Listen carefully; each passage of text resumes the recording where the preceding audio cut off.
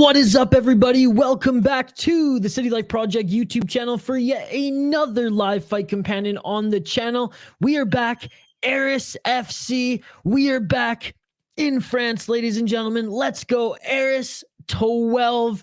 Sorry I missed the first two fights on the prelims. I literally had to work this morning, which is why I'm sorry I missed one championship. Friday Fights 5. It's the first Friday fights that we've missed on this channel, so I apologize to everybody. I apologize for missing that. Like I said, I got called into work. There was a work emergency. I had to take care of that. Finally got home and situated right when this event started, but we are here for, I believe, the final fight on this three. Okay, no, we have two more prelims left, so look at that. We'll at least hit two of the prelims here. Just want to say shout out to everyone who's joined us right off the bat. If you're new to the channel, we do live fight commentary, play-by-play, reaction, and most importantly, interaction with all you amazing folks in the live chat. So excited to hang out with you guys throughout this event. And after this event, we are streaming again tonight for Bare Knuckle FC. That's right, Knuckle Mania 3, ladies and gentlemen. Knuckle Mania 3. Diego Sanchez is fighting. John Dobson is fighting. It's absolutely insane. What's up, Michael? What's up, Michael? Sorry, I just want to give Professor Chaos a little bit of love here, as he was giving me some, basically some play-by-play that I'm about to do with you guys here. But he was straight up giving me some play-by-play what was going on in the prelims before this. So that is awesome. What's up, Jay? Thank you so much for joining. We're doing good, brother. How are you? How are you on this Friday? Violent, I'm watching on UFC Fight Pass, brother. It's on UFC Fight Pass, my man. I'm just going to adjust the screen here. Give me one sec, folks. Give me one sec. But yeah, I appreciate all you guys. Let me know how your weekend's going. Oh, and please vote in the poll question if you haven't already. Vote in the poll question if you haven't already. I want to hear your guys' thoughts on that as well. There we go. That's a little bit better. So yeah, we got Bare Knuckle FC later tonight, and we have a ton of streams going on this weekend. We got UFC Saturday. Because I missed one championship this morning, I'm thinking about doing another one on Saturday. So let me know if there's any other fight event that you want me to do on Saturday. We will do that. Yeah, brother, UFC Fight Pass. I won't be watching, but I'll be listening. What's up, Benjamin? Thank you so much for joining, brother. Who you betting on? Who you betting on, brother? That is on Vote Club was crazy. Thanks, Isha. Again, no, thank you guys for joining me for that one. That one was so much fun. I mean, we had Benjamin in the chat as well for that stream. All right, round one is about to begin, folks. Let me know your predictions if you haven't already. Peak Master, what's going on, Peak Master? Salut. Thank you so much for joining. I'll update the ticker on the bottom of the screen to reflect the round. And round one. Let's get it on. Let's get it on. Sukuna in the blue corner.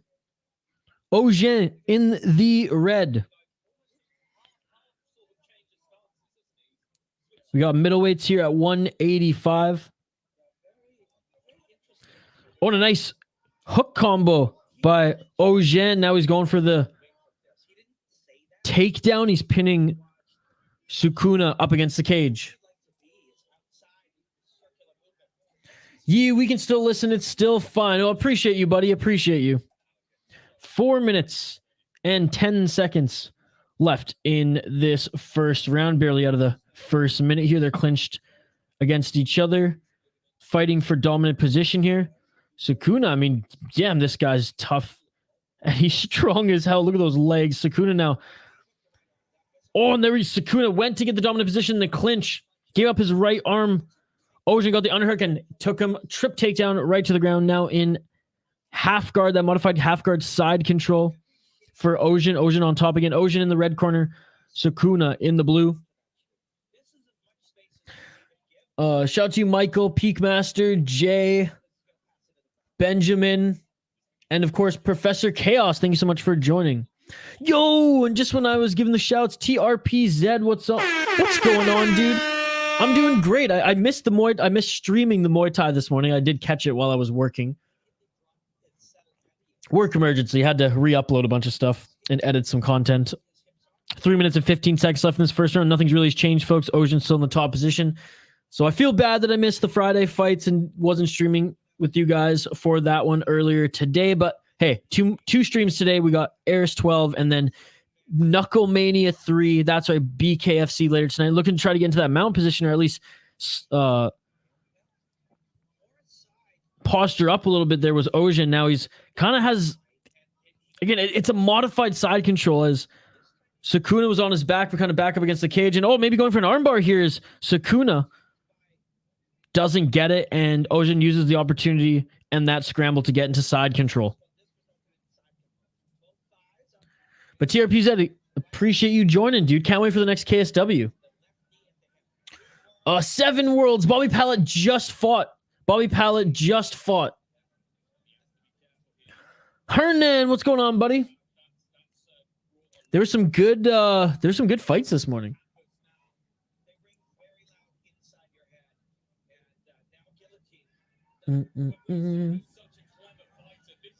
Oh, no, slam takedown by Ocean. Beautiful stuff there. Beautiful stuff. 2 minutes left in the first round.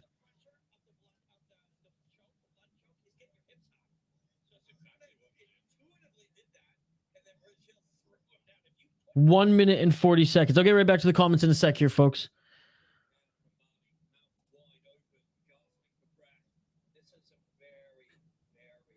Ocean in the top position still.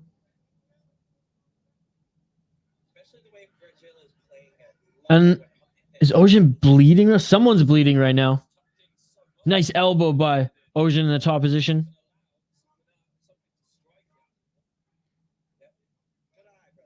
Sukuna, I mean, doing his best with the defense here, trying to get one hook over the shoulder. But Ocean's just making him work here as he passes to side control. 1 minute left in the first round, then I'll get right back to your comments, guys. Vote in the poll question if you haven't already, too.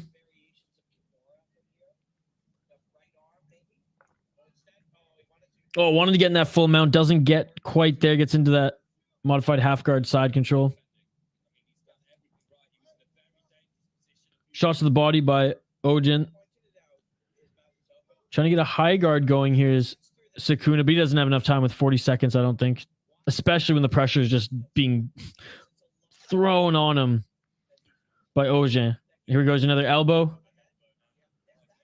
Back up to their feet, though. Oh, and a nice elbow on the way up. Sukuna back up to his feet and sprawling out right now. 20 seconds left in the first round. Good job getting back up to his feet. I'll give him that. I mean, at this pace, these are big boys, too, at 185. Final 10 seconds.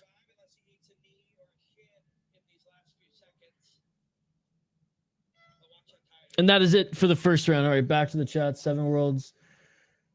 I'm going to stream. Yes, I am going to stream KSW next week. 7 Worlds. I missed this decision because I missed the first 2 fights streaming anyways. I had them on the background. So here, I'll let you know right away as I'll rewind Fight Pass for you. I was a little late to the stream because I was working today, so I can rewind on this. So give me a sec here. I'll let you know. If you haven't found out already. This is what we do here, buddy. This is what we do. We'll find out for you. Oh, come on. I'm on my iPad. My apologies. Okay, here we go. 30-27 unanimous decision for Osman Minbatirov. So Bobby Pallet did not win, buddy. My apologies if you're rooting for him.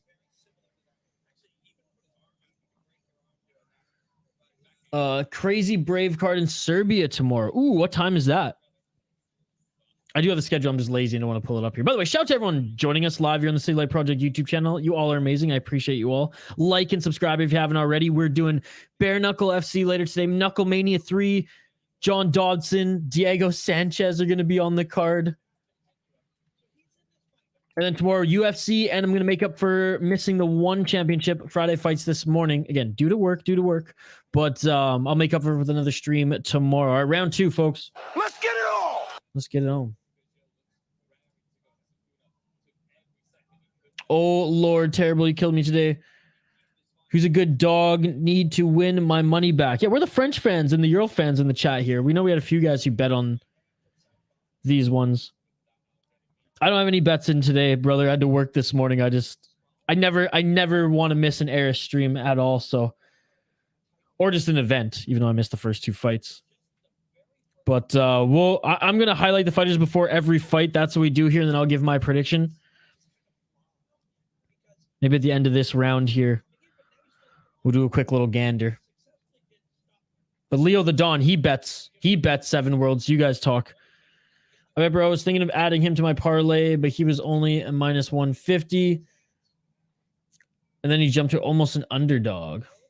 7 worlds. Appreciate you, brother. Welcome to the stream.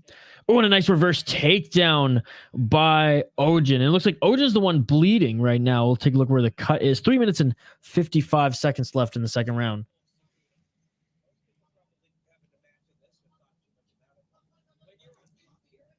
Yeah, again, any other suggestions for additional streams we can do throughout the day tomorrow leading up to the UFC card? Let me know, and gladly we'll make up for the one championship stream missed this morning. Moving into half guard right now. I mean, just the grappling right now. Ojin just he's just miles above the level of Sukuna. Sukuna did get back to his feet at the end of that second round. I'll give him credit for that. But for the most part here, Ojin's been absolutely dominating him. Oh, and another elbow by Ojin. Shoulder strikes too from the top.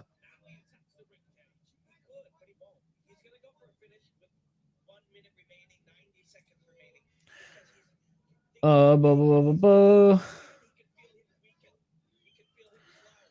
on the poster for ARES. That's amazing. Shout out Angola. Yeah, he fought in the first fight on the prelims, brother.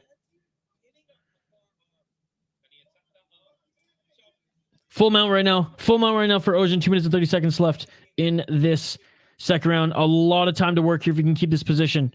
Giving up his back now. Look, oh no, doing a good job of defending and pushing Ojin back into half guard was Sukuna. Good defense by Sukuna. Oh, Sukuna slips out of it. Sukuna almost back up to his feet here, and he is back up to his feet. Ojin quickly tries to get the body lock on him, but doesn't. That was a great scramble by Sukuna.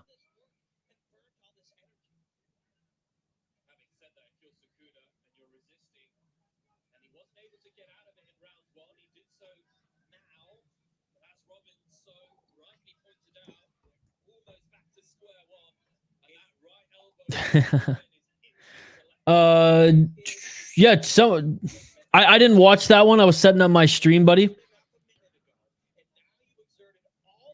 But give me 1 second. I'll find that answer out. That one's a little too far for me just to rewind on the fly. But chat, if you have the live results, Tapology hasn't updated them yet on my end. Let's see.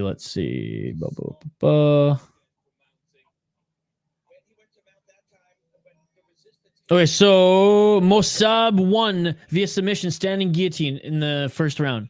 So Mossab won standing guillotine.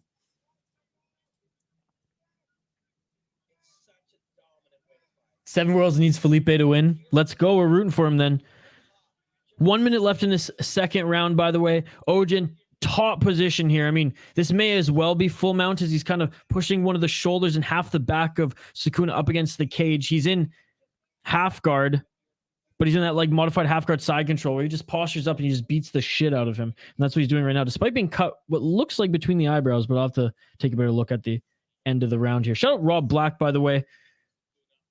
TSN in Canada. I mean, he was the MMA expert and analyst. I don't know if he works with them still full-time, but I know still active with them.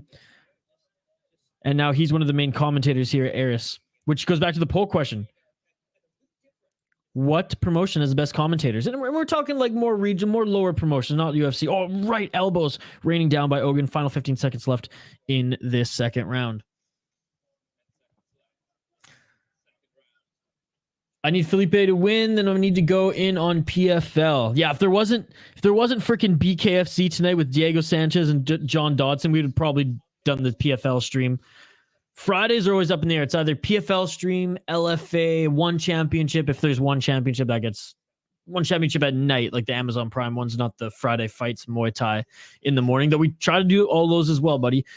But who do you got in PFL? I don't know. Challenger Series PFL for me. I mean, I watch it when LFA is like, when a good LFA card's not on, but like it's nothing like Contender Series for me. But I get in the betting world, it means something. What's up, Mr. Mysack? What's going on, brother? Happy Friday. Happy Friday to everybody here. Hope some of you are going to join us this evening for Knuckle Mania 3. That's right. Diego Sanchez is fighting bare knuckle. And oh my goodness, his freaking, the ceremonial weigh-ins and the stare-off today was unbelievable. Man, I thought my camera was level, and I can see now in the picture that it's off a bit. And yes, I just broke the glass for all of you, but fuck, it's annoying. Anyways, round 3 is upon us here, folks. Round 3 is upon us. Are you going to have translation? For what language? I mean, saying... It's in France, so je parle français si tu veux, mon ami. But I have no idea what language you need it in. All right, round 3. Let's get it all. I love how like it's an English channel. You're gonna speak another language. Je parle français. So for those in France right now, je parle. I can read better than I can speak. But ben oui, let's go. Not much, man. Just woke up from a back shift. Night shift? Ready to see some KOs. Back-to-back shifts? Let's see some KOs indeed. 4 minutes and 22 seconds in the third round. That's on the clock. Just about hitting the first minute mark. And Ojin wants to take this back to the ground where he's had success thus far. And Sukana, I mean, looked like he was trying to reverse him, and Ojin just has him so controlled right now that he just fell to his back. And Ojin just looking to get right into that half guard here, just like he's been doing so far in this fight. And he does get it.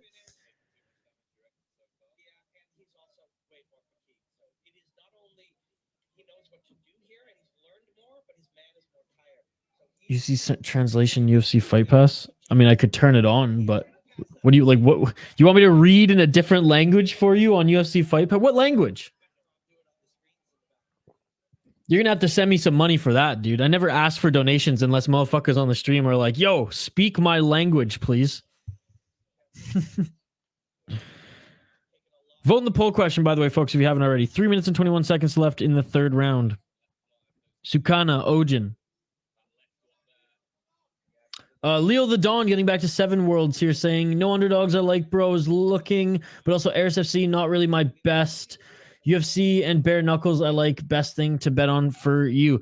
I make the most money in Cage Warriors, and UFC I just have to trust my gut because I predict well for the most part in UFC, but Cage Warriors as of late have done really well, and one championship has burned me. But Shane and Gravedigger Jones, one of our exclusive members on the channel, he dominates in the predictions for the one championship.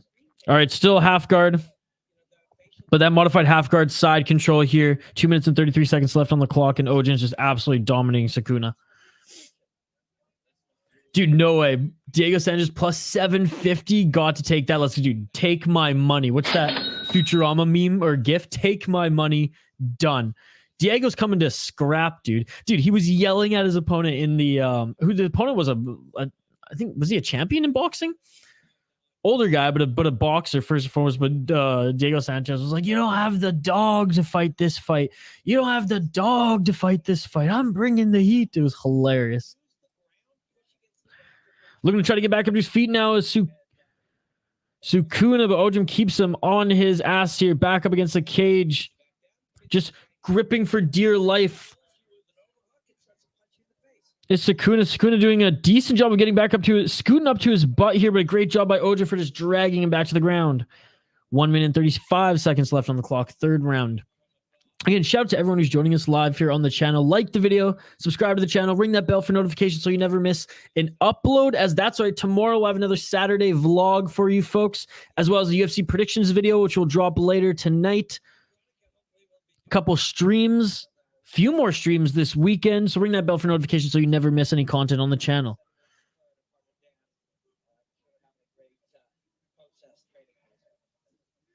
I'm from Russia. What language you want I speak? Well, I'm speaking English. I want you to speak whatever language you want, brother. But if you're watching on Fight Pass, there should be a Russian subtitle for you. Diego's such an animal. I love him. I'm glad he's doing okay these days, as that whole Fabia situation was completely fucked. Pardon mon français. 4 minutes, or 40 seconds, I should say, left in this third round. Good knees to the body there by Ojin. I mean, Ojin just, the top control. Literally has won this, just dominated this entire fight. And it's not like he just laid on his opponent in Islam Makhachev style. No, he actually is beating his opponent up on the ground. Diego Sanchez actually did pretty good against Lee, so who knows what happens. That's true. I did watch that. Eagle FC. Habib's organization. Kevin Lee, by the way, back in the UFC. Going for a choke here with the last 10 seconds left. Going for a guillotine choke. Going for a guillotine choke.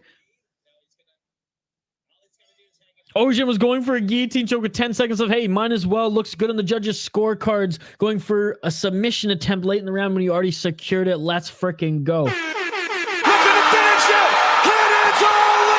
And that is it for this fight, folks. That is it for this fight. Going to the judges' scorecards right now. Looks like Ojin has a cut right on his nose. He was leaking quite a bit in this one. But that's the only really damage, and it came from the bottom. Yo, JL, what's going on, brother? Alex said he will fight Hill if he beats Izzy. Man, I hope he loses so the UFC can end this favorable matchup for him. Alex said he'll fight Hill if he beats Izzy. Man, that would be sick. That would be sick because that would be a good strikers match because they both have knockout power. I mean, Izzy does too, don't get me wrong. But that, I mean, I'm down to see any of those fights. I have a feeling Kevin Lee is going to be in the season of tough. I heard some people talking about how like he should be, but apparently he turned down the opportunity. Now again, all of this is speculation.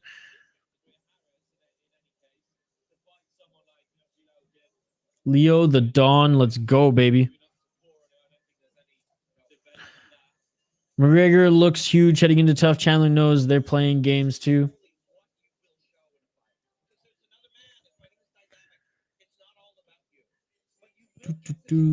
Again, guys, vote in the poll question. Hell, even if I wrote commentators, maybe my next poll question should be, what promotion do you win the most money from? Tough Russell got leaked on Twitter. It's going to be a good one. Oh, is Kevin Lee on it then? Yo, Leo the Dawn, do I have you on Twitter? Follow me. I want to see this.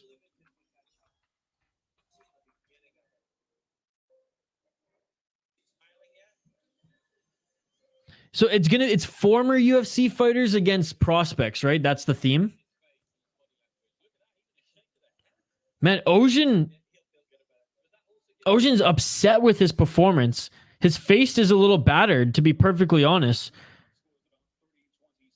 But yeah, I have to say, he was working with his position. Virgil has to win this one. The Frenchman! Vive la France! Virgil Ojin wins this one, folks. Extending his win streak to 4. Thoughts on Chandler? Complaints about the fight at lightweight, not welterweight. Feels like if Chandler wins, he gets nothing. Something tells me that if Conor wins, he gets a title shot. What Conor wants, Conor pretty much gets if he can show that he can hang with someone like Chandler. So, like, I wouldn't be surprised if Conor gets the 155 title shot if he beats Chandler. I think mostly Chandler's, I mean, yeah, I agree. I think mostly Chandler's upset because he's like truly doesn't want to fight at lightweight anymore. Because for him, like, he's so freaking jacked, dude, that like I can imagine that cut's just horrendous. Men and bitter, but Alex getting humbled in April. Chandler's right, 100%. They're trying to get him light on fight night. So there you go. Good decision there. Good decision for this one. All right, I'll update the ticker on the bottom of the screen and the graphic, and we'll continue on, folks. Last fight on the prelim here. Last fight on the prelim. Manuela Marcinetto against Mona Fitui. Italy versus France, and heavy favorite goes to the Italian fighting out of London. My goodness.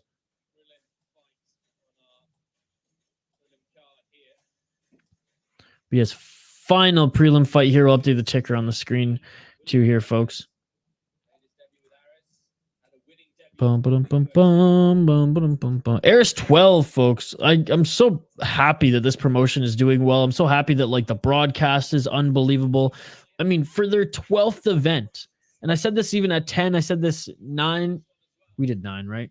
I was so surprised that this is that MMA is new in France, that this is a new promotion, and that it's crushing it right off the bat with the talent that they have on the broadcast. I mean, and yes, they start off the fights with prelim fighters who are just dipping their toe into MMA. Some of them, they're making their MMA debuts. So there's talent up and down the roster, but it starts off, with the weaker talent, with the new fighters, and then builds up to a crescendo of, a championship matchup or a contender fight, or just usually two really, really good fighters putting on a great performance. And so far, I haven't been disappointed with an ARES card. And I kind of like that slow build, especially because like they're nowhere near the level of the UFC or some of these other big promotions where like they have to have the most competitive fights on every card, top to bottom. No, they're a glorified regional promotion that's here to develop younger fighters, show off the talent of their top tier fighters to push them into big promotions like the UFC, One Championship, Bellator, PFL, etc.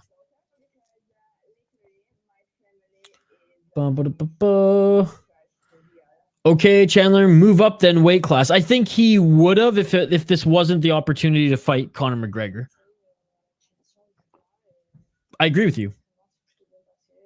Is it just me or this UFC fight night is terrible? Oh, it's horrendous. I just filmed my predictions video with a lot of like smiles. Sam Alvey smiles, baby. Yay, UFC every weekend. Let's go. Oh, Zach Puega is the co-main event. Wow. Okay, sweet UFC. Let's go. GSP left a huge hole in French MMA. ARES getting it back. Excuse me. George St. Pierre is not French. George St. Pierre is Canadian. Come on, Jay. George St. Pierre is Canadian. Okay? Like, just chill out there. Chill out, as our Canadians would say. Right, there we go. I think you mean Canadian. Was huge in France as all France loves Canada. I know, I'm just saying. I mean, that's triggering to us Canadians. We don't have like, I mean, we got Wayne Gretzky in hockey, Sidney Crosby. We got a few good like runners, but I mean, George St. Pierre is Canada's pride and joy, baby. We've been spoiled the next few months, so I'll show my. But still, I mean, come on, at least make the co-main event and the main event worth the build-up and time. I'm sorry, like Andrade Blanchfield, make that the co-main event and get. I don't care if they're women or male, just get a better headliner. But anyways, this is the filler. We got a good run of them coming up here. Average Fight Fan, what's going on, my brother? What's up, y'all? Just dropping in to like the video. I wanted to leave work early to catch the stream, but I have a meeting I have to be in today. Well, lucky for you, we will be back later today, man. Later today for I keep wanting to say Bare Knuckle Mania, but Knuckle Mania 3 BKFC. Diego Sanchez is the co-headliner in his first BKFC fight. John Dodson is fighting as well. It's going to be wild, brother. It's going to be wild. I hope to see you there. Cyril Gane is the golden boy in France, though. Absolutely. He's actually he's there right now, sitting cage side. Guns Jones is going to be sick. He could beat Jones. He could. Does anyone know the odds on that right now? It was closer than we thought. I thought Saint Denis was supposed to be on the card. On the UFC card? There were some people who dropped out too because it's only 11 fight card. I think it was supposed to be 12 or 13. Like I said, if Jones loses, he will retire, but he will look big. Something tells me Jones will break his leg. I think with a little twig like that, is it just a matter of time? All right, fighters are making their walkout right now.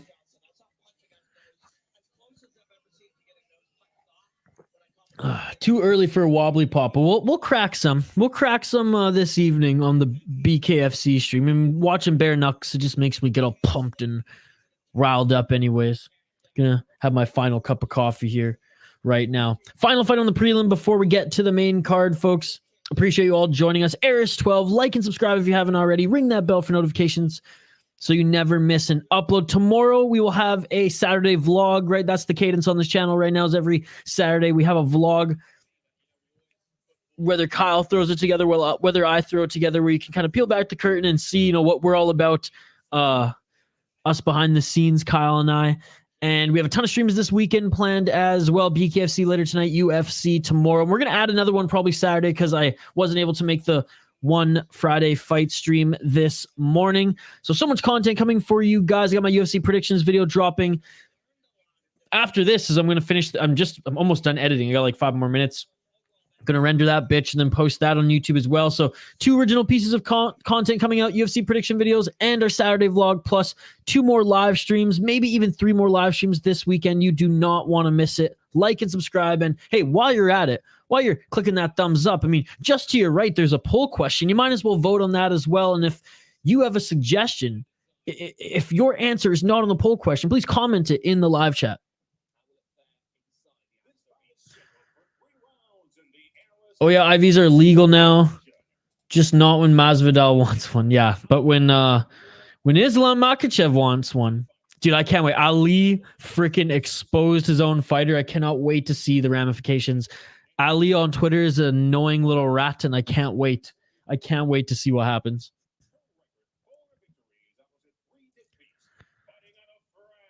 Funny how people say Jones' last few fights were him fighting smart, yet Izzy does the same thing. It's boring double standards. I don't know. For me, I don't hear a lot of people saying that about Jones. I hear more that he almost lost his last few fights. Who's winning this one? Well, shoot. Right now, the heavy favorite is going with Manuela Marconetto out of Italy. She's 3-0, but she's the minus 400 favorite. She's 0-1 in Bellator. She lost, and that was a split decision in her last fight. She was on a 3-fight win streak before then, fighting in Combate Global, CFC, Golden Cage, and she went 3-1 on the amateur scene. Her opponent out of France, 4-3. Fought 2-1 in UAE Warriors and Octo fights. So that's actually not that bad. But anyways, round 1, ladies and gentlemen. Let's get it on. Let's get it on. I'd rather watch that fight 1,000 times than Rose Namajunas and Carla Esparza. That was disgusting. All right, round 1, folks. Looking for the takedown was Marcinetto. Fatui in the blue corner. Marcinetto in the red. Marcinetto with a nice right hand.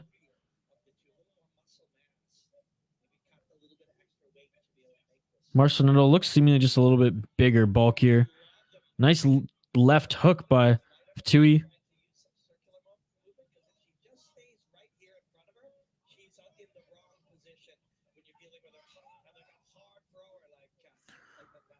What's that about tough, Leo?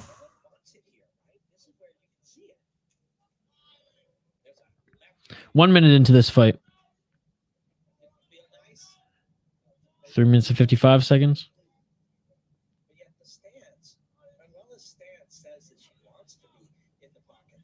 Center of the ring. Trying to really land an overhand right is Marcinetto.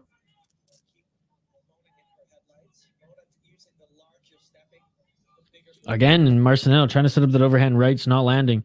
Leg kick checked by Fatui. Soto, what's going on, Soto?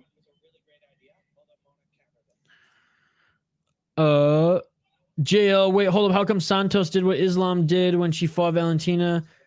She lost the round, yet Islam does the same thing, punches and all. Why did Islam win while Santos lost? Seems sketchy. Yeah, it's freaking annoying that some of these judges have, I don't know, that some value striking more, some value or damage more, and significant strikes and shots landed, and some really think that control time is everything. It's annoying because the UFC preaches that they're more damage based. Yet for some reason, I think I said this on my live or my exclusive member live stream, like I just knew, like I've been watching the UFC for enough years where I just knew Islam was going to get that fourth round. Did I agree with it based on the criteria that UFC preaches? Absolutely not. But like, did you guys just not know and be like, I feel in my heart that that's what the UFC is going to do. That's what the judges are going to give him. And they did. There's a double standard there, or it's just inconsistent and it's annoying as fuck. I agree. Tough needs drama. They're finally going to get it. And it's back on ESPN on TV. It's not just on Fight Pass buried, where you scroll down 1,000 times before you can find it. Tui leaving big openings for that right hook. Yeah, but Marcino is not landing with it. That's the thing. She's trying for it every single time, not even getting close. Sup, Soda?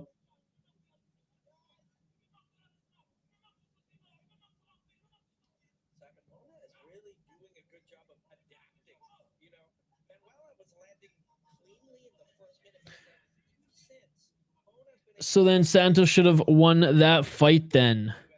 There should be a way to appeal a fight decision. I agree. There just should be like, it should, and I don't think you can even do this because of the way the UFC set up. It shouldn't be different judges seeing different things in different states. It should be like you have in the NFL, like you have in the NHL. Like you should have NHL refs, NFL refs. They should have UFC refs that travel with them, or UFC judges that travel with them. Event, doesn't matter what state, doesn't matter what country. That's what they need. That's how. Now, is it going to solve the problem entirely? No, but at least like it's official / judges who are being brought up, who are being marinated in this way of doing things for this particular promotion. That's in my opinion what needs to happen. Sorry for not calling this fight too much, folks. Looking for the uppercut. There was Marcinetto. 45 seconds left in this first round. They're not going to the ground. They're back to the center of the ring. Looking for that counter right is Marcinetto. Oh, and she gets that counter right there. You read the Fight Pass layout is terrible. It's a struggle to find anything. Somebody said you have to beat the champion. Clearly, they should put that in the rules then. I mean, I hate the people say that all the time, and I guess there's a case to be made for that as well. I think that it's bullshit if that's like the criteria they're going on. Straight left jab by Fatui. No one's getting clearly beaten up in this one, but Fatui wearing that counter right hand that's landed twice here on the left side of her face. So lose if you leave the option for a rematch through appeal. It'll always happen. Too much money in the fight happening. I had rematch clauses in boxing. 10 years waiting on Tyson Fury unification bout. I hate rematch clauses. I mean, look at Jones Reyes. That was BS. That costed Reyes some money, hype, and who knows, could have been the downfall of his career. Yeah, there's a case for it in UFC because in boxing, that's the thing. Boxing is not mixed martial arts. Mixed martial arts is not boxing. I don't even like the 10-point must system. I don't like how there's only 3 judges. Kickboxing at 5 live scoring. It was a beautiful thing. Watching the Glory Kickboxing, 5 judges live scoring. Oh my goodness, it was awesome. Yo, Shane, what's going on? Shane, I know you were waiting this morning, waiting awake for me with your coffee at 4:30 a.m. Pacific time. I'm sorry I canceled the One Championship stream this morning. I had to work, dude. I had to work. I know you're so angry that I missed it and that you were up waiting for me.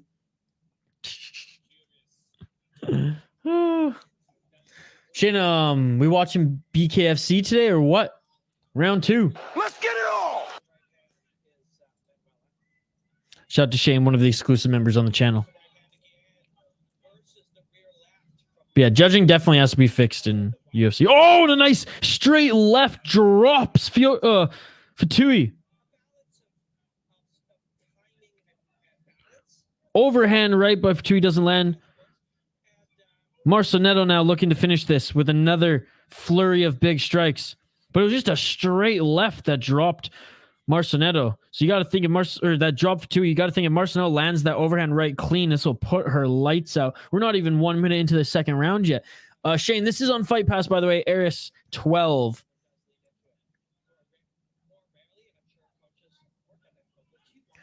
Reyes got dismantled after that fight, but it was close. Sure, but we're not talking about the fights after. We're talking about that fight. He would have been the champion for his next fight. He would have got paid championship money, and he would have been a little bit more taken care of now that clearly his chin is gone. No excuse for his performance against Yuri Prohaska, though. That was... Prohaska destroyed him. I'm in school waiting for this. What's up, Living with H? Appreciate you, brother.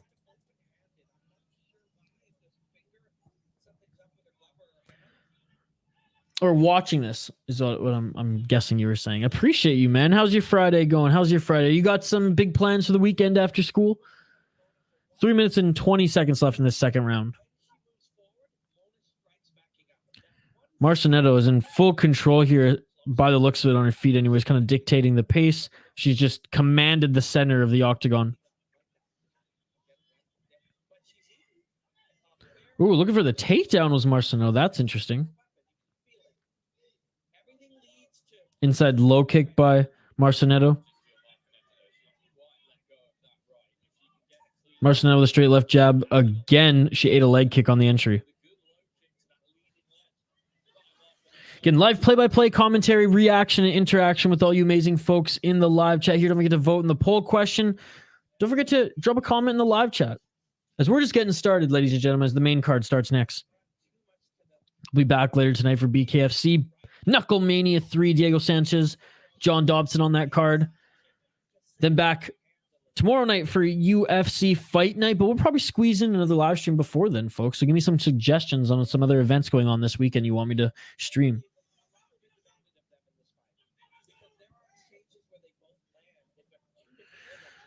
Jones changes fighters, though DC went from most dangerous man on the planet to a child being bullied in 5 minutes of meeting Jones. I mean, I will push back on that and say that DC went on a run after his first loss to Jones.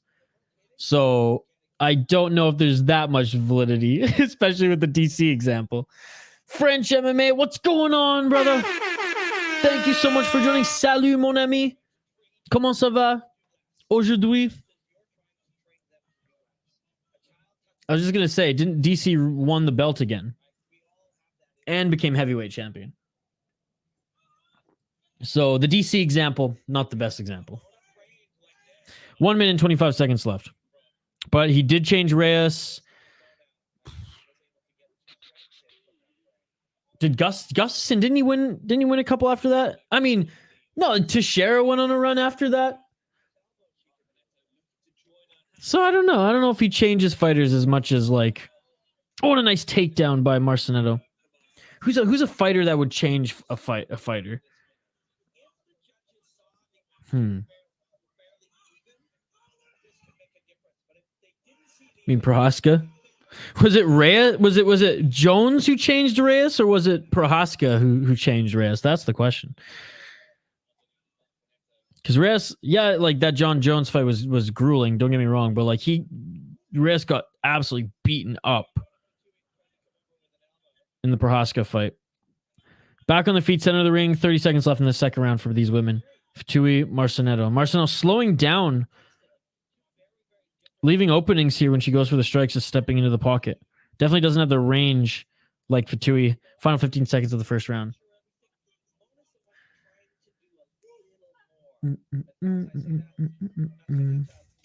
Ngannou. Jones for me. TRT Dillashaw. And that's the end of the second round. TRT Dillashaw did it to his training partner at his gym, no less. Hi, everyone. Enjoy ARES and this stream. I had to go back to Twitter, but I'll be back after. Sounds good, French MMA. I'll retweet some of your stuff here in a moment when we switch over from the prelims to the main card. But Jay, that's not the argument that you're saying.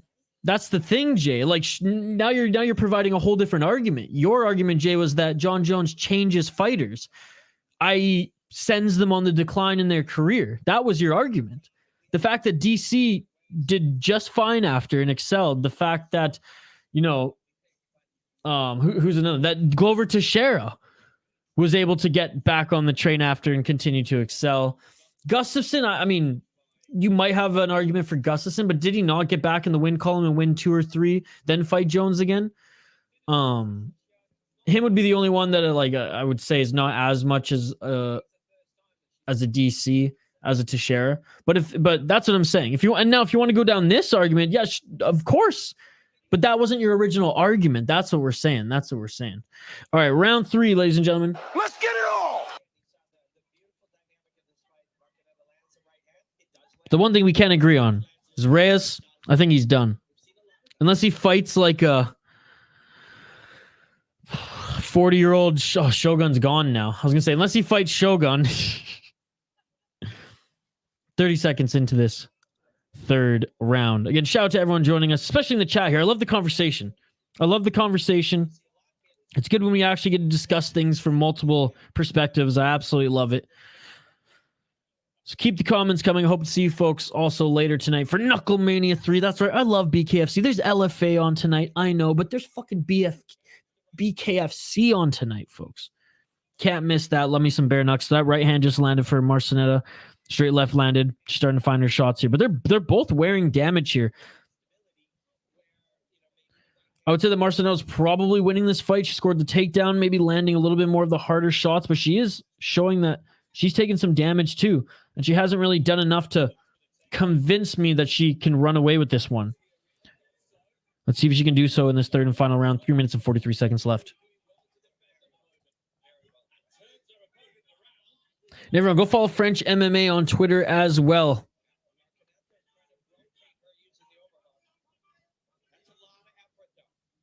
Now they're clinching. Both these women clinching up against the cage, fighting for position here. Marcinetto gets the dominant position and pushes Fatui back up against the cage. Let's see if Marcinetto can go for the level change here.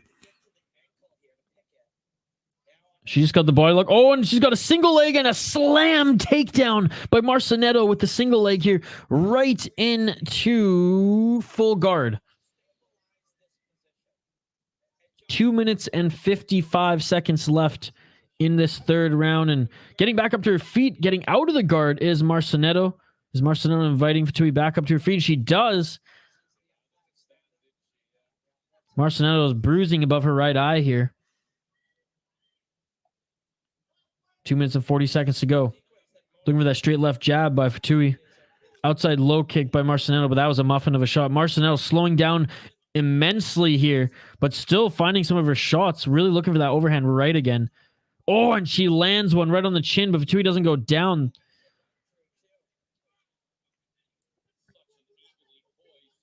Very, very close fight here, folks. Very, very close fight. Marcinetto didn't do much with the takedown, so I mean, can't really put too much weight in those, but she did get the more dominant positions in the clinch. They just doesn't look like Marcinetto has any power behind her shots right now. She's still pushing forward. She's still in this. She lands a good counter right there, but is it doing much damage? I don't know. Fatui, when she's landing, it's stunning Marcinetto right now. Anyways, that's just the thing. Fatui's not landing as much as her opponent.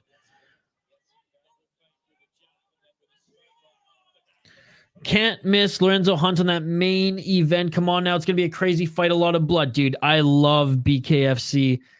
It's going to be so awesome. It's going to be so awesome. This could be the card of the weekend, folks. Card of the weekend. Leo the Don, I know there's a lot of fights going on Saturday. What else is going on Saturday throughout the day before UFC that you guys are watching and maybe you would want me to stream?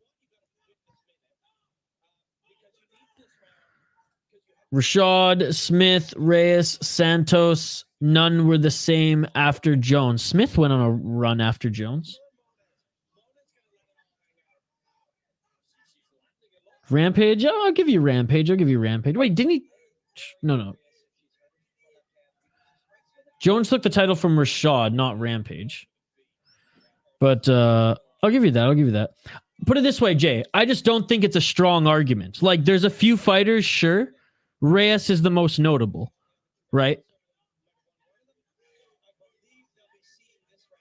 So, I mean, like, I wouldn't die on the sword with this one, buddy. Even Belfort, but okay. DC got to hang around while Jones was on a break, no doubt. He did well in the void. Again, you're trying to merge two arguments together. I'll give you one of them, and I'll say, don't die on the sword on the other. Last 15 seconds left in this third round.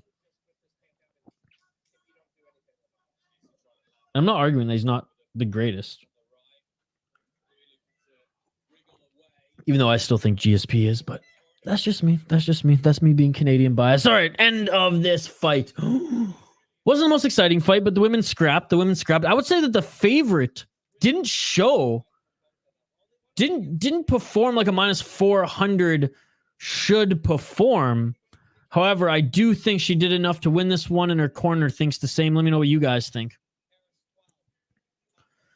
But they had to give DC Volkan and Anthony Smith to build his confidence back up. I'm like, again, why are we going down this rabbit hole, Jay? Like, why the DC? Why are we putting down DC? Like, where did this all? That's what I don't understand. Where did this all stem from? Because I guess I'm encouraging it, even commenting on it. But the argument was that Jones ends people's careers. I think the chat and myself disagree overall, but yeah, you got Reyes. You got Reyes as like one of the big key pieces there. Rampage, sure, we'll give you that one too. But I don't think he dominates and embarrasses people. No question there. I'm gonna say that I disagree wholeheartedly that he ends careers. But then you threw it. But DC, only did well because Jones wasn't there. DC would have ran through everybody except for Jones, in my opinion, at that time. And he did. So, like, I just don't understand why this is coming up. But, I'm not even going to ask. Not a fan of DC. That's fine. I'm neither like a DC lover or hater. I'm kind of in the middle. I give him credit. He's a legend. He's a Hall of Famer. But yeah, if Jones was the light heavyweight champion, didn't fuck up at all, Jones would not have lost probably to DC. He probably wouldn't have. But I can't take away anything that DC did because Jones wasn't there. That doesn't make sense to me. But that's okay. But we can agree to disagree. Shane says, I'll come for the prelims and Bare Knucks, but I don't think I'll get the pay-per-view. Looks like I have to send Shane some money for that pay-per-view. I think it's only like $10. Don't quote me on that. It's either $10 or $20. The BKFC pay-per-view. I think there are how many fights on the BKFC prelims? 3 or 4 on the prelims. Let me go to the main card. I think on the BKFC app, that's what you guys should all get, by the way. Well, I live stream Leo the Dawn, so I can't do that because if something freezes or gets shut down, then I look like a fool. All right, let's see who the winner is for this one. Unanimous decision. Manuela Marcinetto wins unanimous decision. Oh, dude, like, even if it was even $150, I would have to buy it. That's how committed I am to you guys, because I will not accept incredible lag more than some of my internet lags already. I will not accept a stream ending, and I don't promote anything illegal here on this YouTube channel, right, guys? So like if I wasn't streaming, let's just say I probably wouldn't fork out as much as I do. But if I stream, Leo, like I have to be in time, right? I can't have anything go wrong, or else Jay and the boys see me sweat here, and you guys don't want to see me sweat. But yeah, Shane, if you want it, I got you. I owe you. You can tick off one of the beers from the beer bet. So we can keep the beer bet going. That's how much of a degenerate I am. That's why you the man. No, I appreciate it. I appreciate it. And I appreciate everyone here. Like I said, even the conversation we had going back and forth, absolutely love it. Leo the Don, Shane, Jay, French MMA, Mr. Mysack, Living with HJL. Bum, bum, bum, bum, bum, bum, bum, bum. Who else was joining? Benjamin's listening. We had some friends from Russia. We had Seven Worlds. Nguyen. Michael.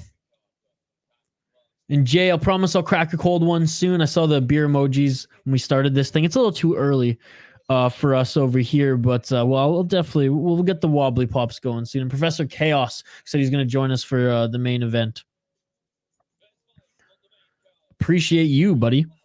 All right. First fight on the main card coming up next here. We will update the... We got Pedro Colman against Asilder Badouiev.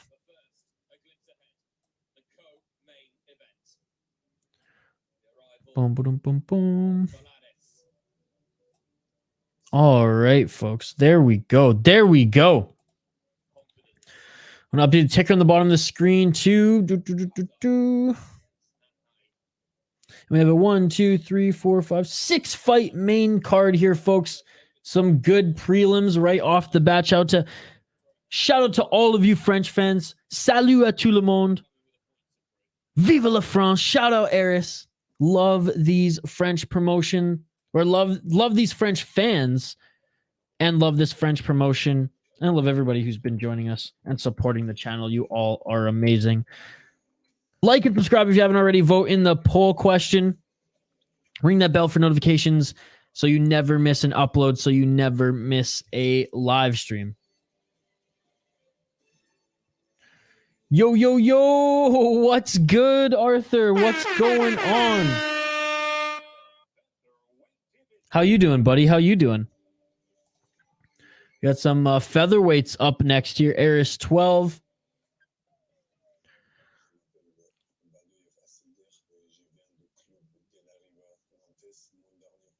They're just doing a little intro video for this fight here. Both these guys, ARES guys. You know what? Let's do a little intro here. Let's do a little intro.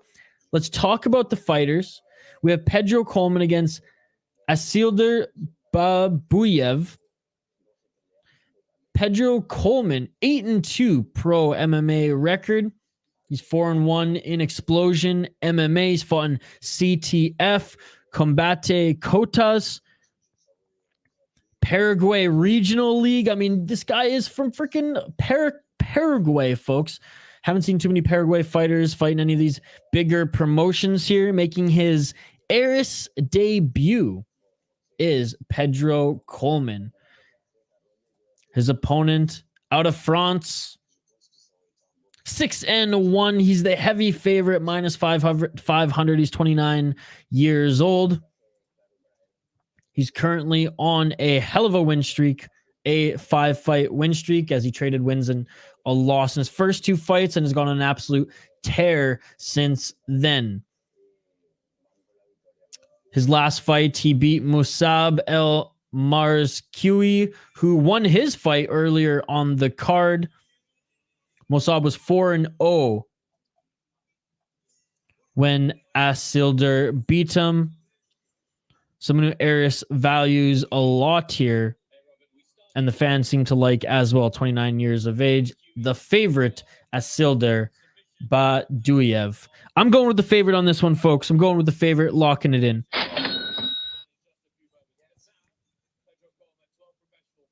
Mexico got a champ in Yair.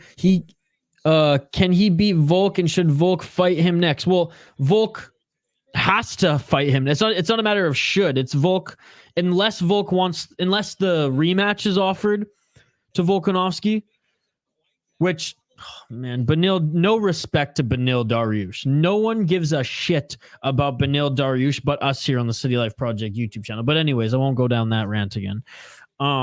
If Volk wants the rematch with Islam, then he won't fight Yair next, obviously. But if he he doesn't get that fight, then he has to fight Yair next. He can't just choose somebody else from that division. Like, he has to unify the belt. So if he doesn't go the rematch, then yeah, he will fight Yair next for sure.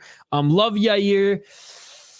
Man, Yair Volkanovski, that's one of those things where like Volkanovski will beat him 9 times out of 10, but that one time Yair's gonna throw like a straight kick right to his face and just knock him the fuck out.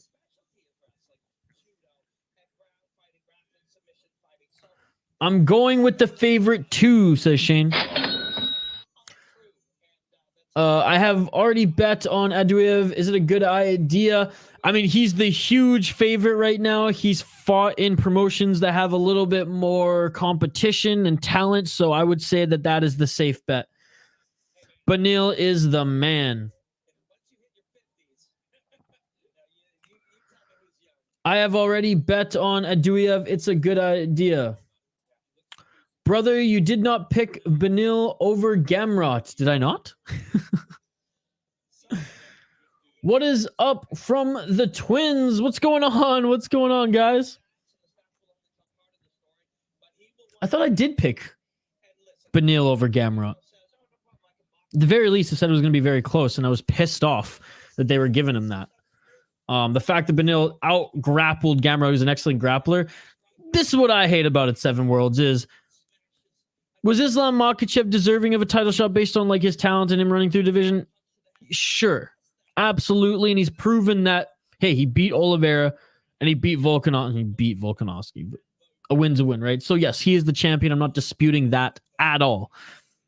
But the fact that he got a championship fight based off a win, Dan Hooker short notice, Bobby Green short notice, and then gets a title shot, whereas I get that Benil was the one who pulled out in the fight due to injury, and that's why Bobby Green stepped in. They should have just, okay, that's fine. You got an easy win, and you made some money against Bobby Green. It was an easy fight. They should have made the Makhachev-Benil fight. Instead, they gave Benil to the Wolves. They gave him to Gamrot. He beat Gamrot, and now Benil has to get Charles Oliveira. I mean, the guy's on what, now a 7 or 8 fight win streak. He's gone through fucking killers. He was supposed to fight Makhachev for the title eliminator. Makhachev beats a Bobby Green on short notice, beats a Hooker on short notice, gets the title shot where Benil has to now fight Charles Oliveira. Like, it's just disrespectful. It's disrespectful. Can we all agree Islam's manager is a moron? Yes, Ali Abdelaziz is an absolute little rat, and I'm so happy that he exposed Islam, or just the team there. I mean, again, nothing against Islam Makhachev at all. Like, I'm not like, kind of like I am with DC. I'm neither a fan nor hate him at all. Like, I'm indifferent. But oh my God, Ali Abdelaziz is such a moron, dude. I hate how he like is everyone else's Twitter account. Like, Islam Makhachev doesn't tweet. That's Ali. Anyways, fighters being announced here in the center of the octagon. Folks, again, I want to give a big shout out to everyone joining us here. We do live play-by-play, live commentary, live reaction, and most importantly, live interaction with all you amazing folks in the live chat. So if you haven't already, like this video, subscribe to the channel, ring that bell for notifications so you never miss an upload. We have a Saturday vlog dropping Saturday morning, and we have my UFC picks and prediction video dropping later today. Literally right after this stream, I'm going to finalize it, have like 5 minutes more of editing to do, render that sucker, post it, jump on Bare Knuckle FC stream with you guys, Knuckle Mania 3, and then you guys will have some more content tomorrow to keep you busy up until the live streams. We're doing UFC tomorrow. We might add another one to the mix as well, so join us, like, subscribe, and join the community we have here. I mean, would you expect anything else from Russian sports? Shout out Sochi Olympics, baby. Shout out Sochi Olympics. Yes, Jay. I am familiar. Conor McGregor called him out for stuff like that too during their press conferences back in the day. Anyways, let's get it on. Round 1, folks. Let's get it on.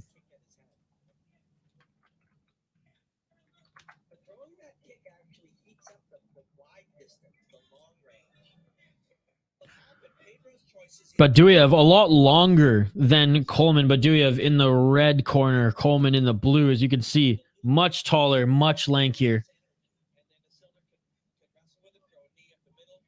Front kick attempt by Badouiev. Again, je parle français aussi. If there's anyone in the chat from France. Mark Goddard right away telling Badouiev to stop extending the fingers just in case. Good preventative warning there.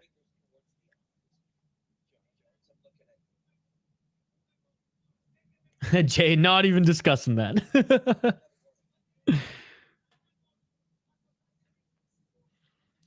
Yeah, I've watched a couple like creator-made documentaries and read some things as well. But anyways, we won't get to that. 3 minutes and 48 seconds left in the first round here. Neither of them have really engaged yet. Has Venom always been a sponsor of ARES? Or is that just a recent thing? I didn't remember them being on the shorts last time. But good for them. Venom pays good money. And their gear is actually pretty sweet. Oh, a nice body kick by Badouiev. Almost 2 minutes here, and they've exchanged some kicks, but nothing else thus far. Let me know your predictions if you haven't already.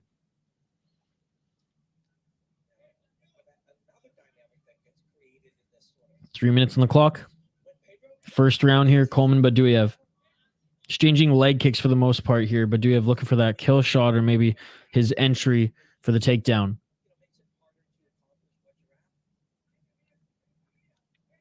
Mark Goddard is the official, by the way, folks. Inside low kick by Badouiev. Outside low kick returned by Colman.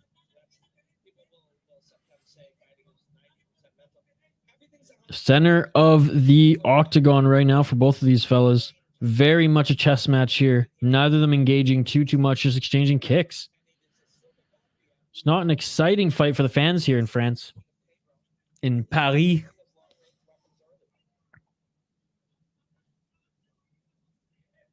Again, like and subscribe, folks. Vote in the poll question. We'll check on it here in just a moment.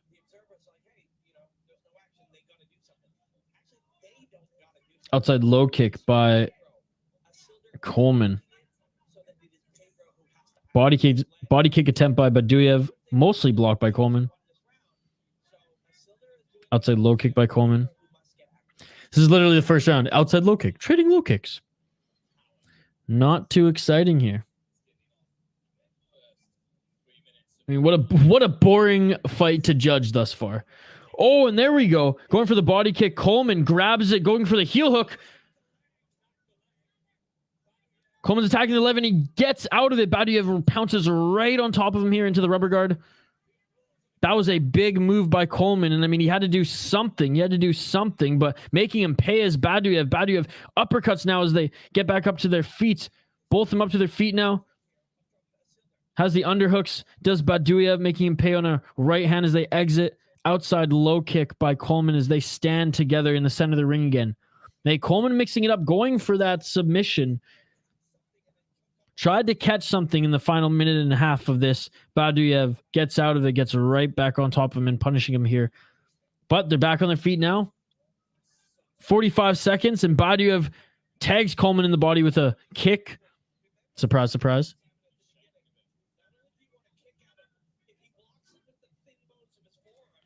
Mark Goddard, he's doing the job Jones and Gone fight. Oh, nice. Or he's doing the John Jones and Gone fight. Oh, nice left hand by Colman. Colman is charging forward here. Looking for the counter right was Badouiev. He misses. They clinch here. 15 seconds left. Let's see if someone can get a late takedown. Nice knee by Colman. Colman pushing Badouiev into the cage. You can really see the height difference between these two guys right now. Couple seconds left. And that's it for the first round. Not the most exciting first round, but definitely a chess match. The pace got a little bit more intense at the end there. Jazzy Baz? Oh, it's a French rapper. I was like, who's Jazzy Baz? And that's a good fighter name. Colby crying over that. Yeah, Mark Goddard, he hasn't had too many blunders. I'd say Israel Adesanya, maybe he could have let him go a little bit more, or just, I hate to say it, but I mean, he could have just waited till he dropped.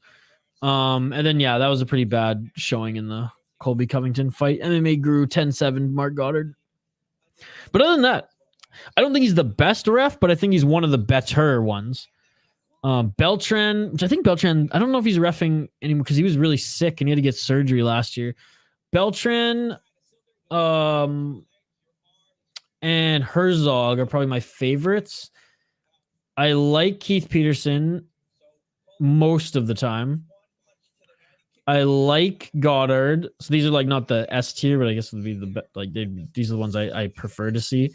And Mark Smith's gotten better. Mark Smith was really hit and Smith, but hit and miss. But now I think he's a little bit more consistent. Whoops. Round 2, folks. Let's get it on. Let's get it on. All right, let's see a little bit more action here, boys. Let's see a little bit more action here. Keep the comments coming, folks. As you know, it's a comment-driven live stream. Love hanging out with you, folks. Si tu parles français, ça va. Comment en français aussi. Vote in the poll question. Let me know who you voted for. Why does the referee matter? Wipes out highlights of Herb Dean. Or whips out highlights of Herb Dean. Yeah, I mean, Herb Dean had a good run 10 years ago. He's one of the worst officials, in my opinion, right now. But it's because he's bad for the UFC because he just doesn't care about the fighters. He's perfect for one championship. And that's why one championship hires him every single time. Oh, now going for the takedown, the single leg by Badouiev, and he gets it. Badouiev gets a takedown, and now just raining down right hands. Oh, a beautiful elbow by Badouiev in the guard of Colman. Pushes Colman up against the cage, and Badouiev just making him pay here. Man, that elbow, that rung through my little iPad speaker sheet. That was a hard shot. Badouiev with that modified half guard side control here, just manhandling Colman. I can't believe Coleman's not bleeding. Oh, going for guillotine. Oh, and he got out of it. Mago, who won round 1? Oh, man, it's hard to say. It was so close. It was so close. Nice takedown by Badouiev. I honestly have no idea who won the first round. It was so close. All they did was pretty much leg kick each other. Badouiev in the full guard again with a nice takedown, and I mean, he's doing damage on the ground. Body shot, headshot, mixing it up, doing damage while he's on the ground. Badouiev passes to half guard with ease. Colman on his back right now. Oh, and Badouiev postures up in half guard and just starts bullying his opponent, pushing him back down as Colman grasps the shoulders of Badouiev, trying to get some sort of defense going here. Again, appreciate everyone joining live. Play-by-play commentary, reaction, interaction with you folks throughout this entire card. And that was it. A choke from the top position. And Colman is out of it. Look at the finish it. It is all over. Don't blink, folks. Don't blink. Oh my God. Badouiev. Wow. All right, let's check it out here.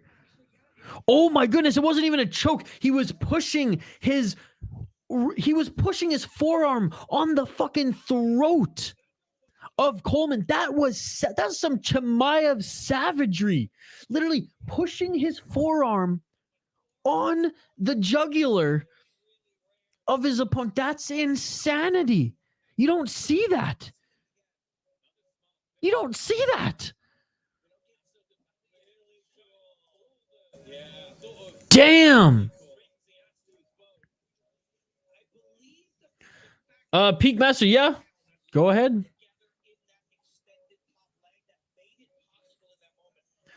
Leo the Dawn, Badouiev won via freaking forearm on the throat.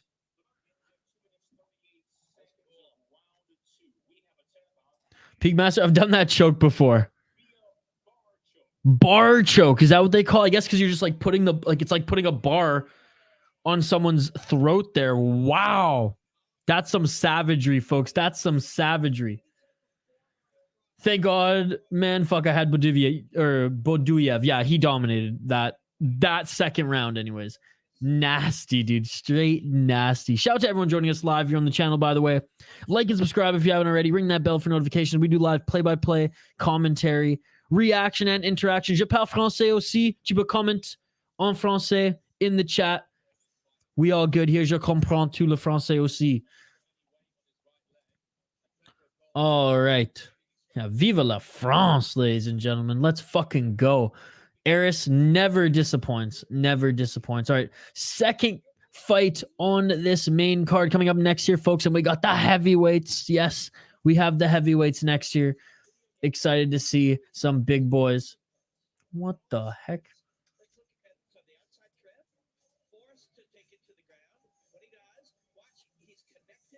Just updating the ticker on the screen and the graphic. We'll get right into highlighting these next two fighters. Keep the comments coming, by the way, folks. It's a comment-driven live stream, as you folks know. The interaction part's the most important part. All right. Bum, bum, bum, bum, bum, bum, bum, bum. Rare and cool choke indeed, says Rob Black. Zaurbek Sabanov against Rony Bouzy, baby. Russia versus France. Sabanov making his MMA debut while Rony Bouzy is in his 7th pro MMA fight. And he's the underdog. Mr. Bouzy's the underdog, ladies and gentlemen.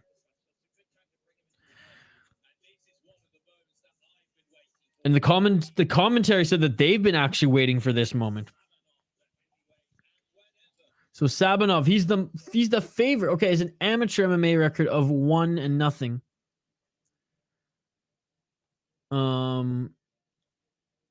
Yeah, he's back in 2018. He got I wonder if this guy's like a kickboxer by trade or anything.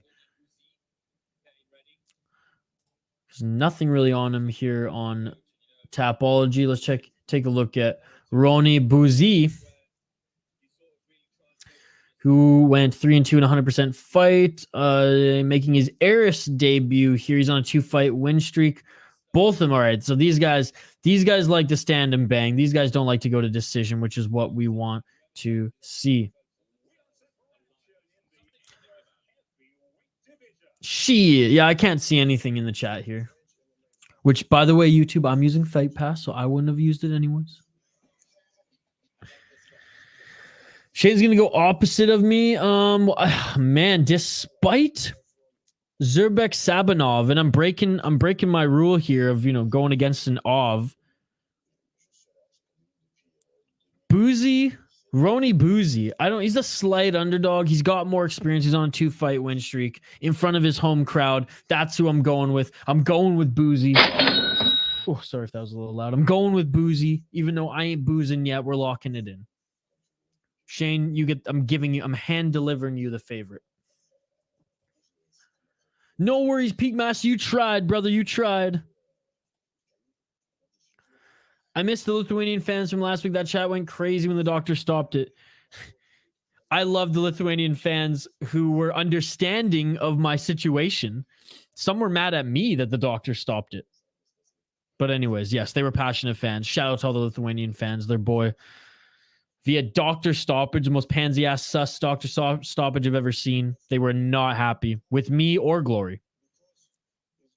They weren't happy that I wasn't showing the fights.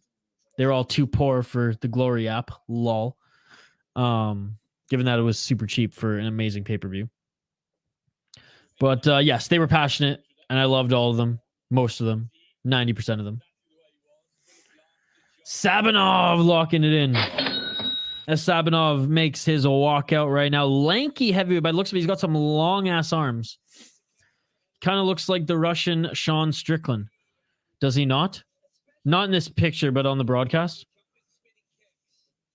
Kind of doughy like Strickland as well. Brian Park, what's going on, Brian Park? I put $500 on Sabanov. Well, he is the favorite, folks. He is the favorite. Welcome, Brian Park. Love the profile picture, my man. Love the profile picture. And shout out to everyone who's joining us live here for the main card of ARES 12. We will be back later tonight, live streaming as well. Not that we're going anywhere anytime soon. We will be here throughout this entire main card and main event. Then we'll take a little bit of a break and we'll jump back on for BKFC. That's right. Knucklemania 3, Diego Sanchez, John Dobson.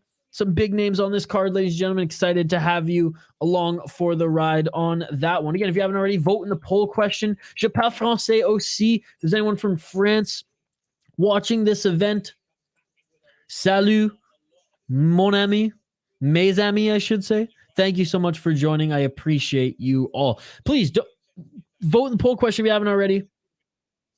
Try to get these to at least 20 likes on the video, folks. If you're watching, you haven't given us a thumbs up on the video, what are you doing? Like and subscribe, folks. Like and subscribe. All right, take a look at the poll question right now. All right, decent amount of votes to start this. Let's get these vote counts up as well. Who has the best commentary? ARES FC, Cage Warriors, Cage Fury, or other? If you're going to vote other, please give me a comment. So far, ARES FC is winning 56%. All right, Bouzy's making his walkout right now, ladies and gentlemen. Getting a very good cheer from the crowd right here. And again, Lorenzo Hunt up against Mike Richmond in BKFC, the main event. Diego Sanchez, the co-main event. Hope you get the bag, bro. Zoomer, what's going on, Zoomer loyalist? Brian's a savage. Brian's going to eat, drink, and sleep well tonight. Just this channel has all the action. Peak Master, France. Yeah, going for the Frenchman on this one. Look, he's built like a freaking tank, ladies and gentlemen.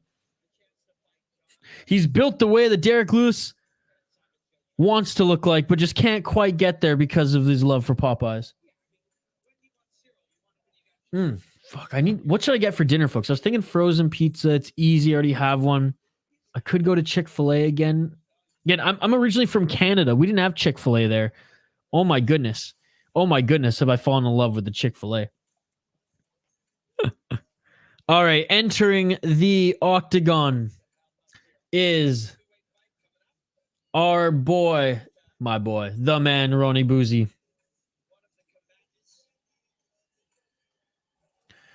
Don't know shit about both these guys, but I smell a submission. I want to try Popeyes. They just opened in London. Hey, the chicken tenders, they're damn good. They're very moist. All right, let's do this thing. Dude, I want to come to Ireland so bad. And I want to go to Ireland and Scotland in like the same big trip because there's a lot of hikes that I want to do in Scotland and Ireland. There's a big like backpacking trip I want to do in Scotland. But there's a ton of stuff I want. I'm a huge outdoorsy guy as well. You guys probably wouldn't have guessed since I'm like always on my computer making content and streaming. But no, I want to hit up Ireland. I want to drink it. I want to drink predominantly in Ireland and hike predominantly in Scotland and mix a little bit of, of the vice versa there as well. Chicken sandwich, baby. Can't fuck around with that. No, but I'm saying from Popeyes, I would say that their tenders are better than Chick-fil-A, and I'd say Chick-fil-A sandwich is better than Popeyes. Like which situation? The fourth round, him winning, or the IV situation? One thing I'll say right off the bat, though, Zoomer, is lol at Ali, you are a foolish rat. What a moron. Anyways. Lopez is doing a good job with ARES. He 100% is. Fernandez killing it. Both as owning a gym, a trainer, and now promoting a great promotion here. He's doing awesome. That spicy chicken sandwich, baby. Also, shout out to Quick Trip here in the Midwest. The greatest gas station of all time. All right, here, folks. Ciro Gone on the commentary as well, folks. Round one, ladies and gentlemen. Let's get it on! We got the heavyweights on this main card. The Russian making his ARES debut, his Pro MMA debut. Rony Bouzy fighting in front of his home crowd. Let's get it on. Let's get it on! And they're already swinging for the fences. At least Bouzy is, as the Russian's going for the takedown. I should have known. He has an Ovid in his name. He's going for the takedown. Oh, and a beautiful takedown by Sabanov. Sabanov now, good. I mean, a good scramble by Bouzy. But Sabanov in the side control. Masvidal nearly died not getting an IV, nearly walked away from the sport. Well, he should have gotten to shape before camp started. I'm in Miami. I got all of that except In-N-Out. That is my favorite. I tried it in Vegas. In-N-Out's pretty good. Yeah, dude. Miami, you guys have got pretty much all the good food. IVs are not legal. IVs are very much illegal in the UFC. How's his top control? Well, he got right back up to his feet. So, not the greatest, as Bouzy did a good job of scrambling, getting right back up to his feet, though. However, Sabanov does have one hook in. They're back up to their feet, clinched up against the cage.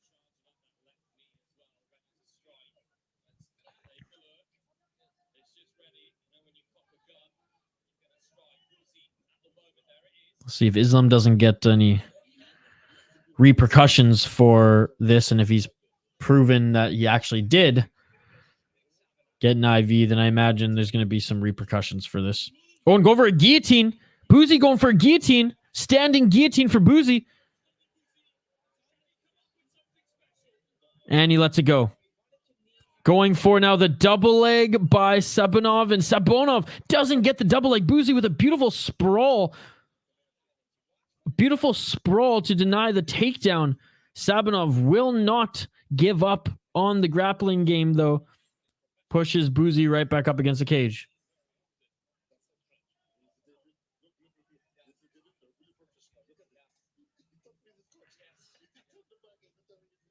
Who released this, Jay? The UFC released this? Or Ali released this? Because Ali released some information that he said was legal, then actually Ariel and a bunch of journalists were like, actually, no. That's incorrect. You just outed your own fighter. Unless something has come out in the last 24 hours. I haven't seen anything from the UFC yet, Jay. So if you have something, please pass it on, because I'm very curious. 2 minutes left in this first round. Bouzy looking to attack the neck again, and a slam takedown by Sabanov.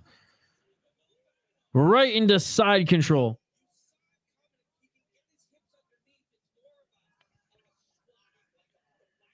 MMA Focus covered UFC going through the protocol. What the heck is MMA Focus? Isn't that a YouTube channel that just regurgitates news and like tweets that other people already put out? I'm a little confused with the UFC judging rules since Volka Islam. Yeah, it's not the rules, it's the judges, because the UFC want the judges to subscribe to those criteria, but they're all over the place as of late.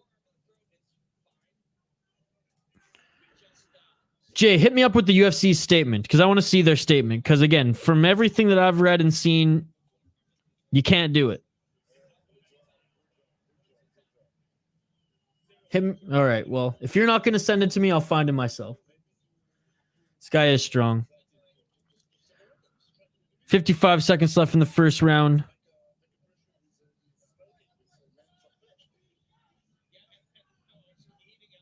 Bouzy eating some elbows now, but he's the aggressor here. Now he's looking to maybe get a takedown, taking knees to the body.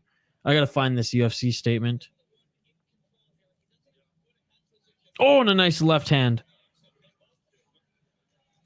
Nice left hand by Bouzy. Sabanov with 30 seconds left just goes to the crowd and goes, let's go, baby. Whoa! And Sabanov tried to land a spinning heel kick. That does not work. He switched now to try to go for the body lock in. Oh, double leg by the looks of it with only 15 seconds left.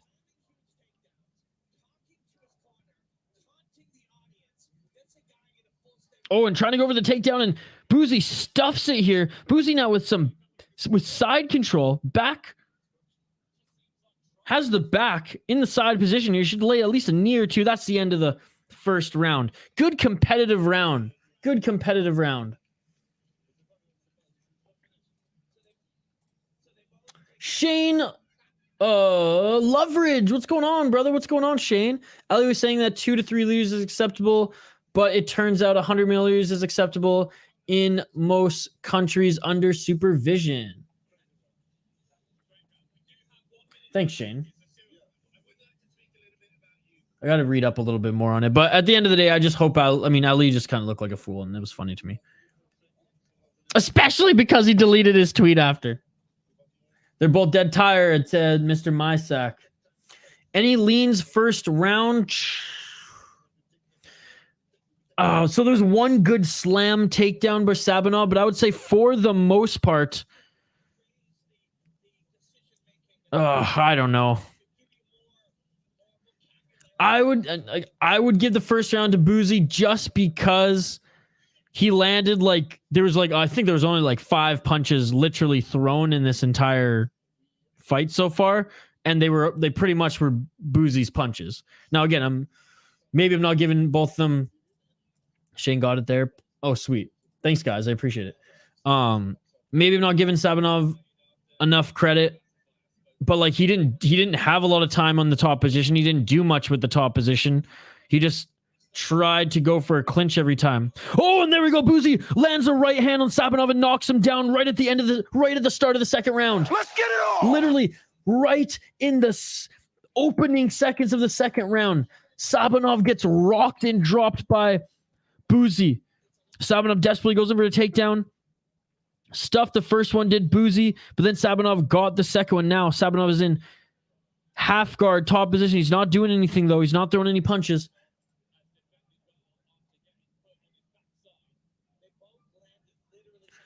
He's doing more than 100 mil in a bag, in an IB bag.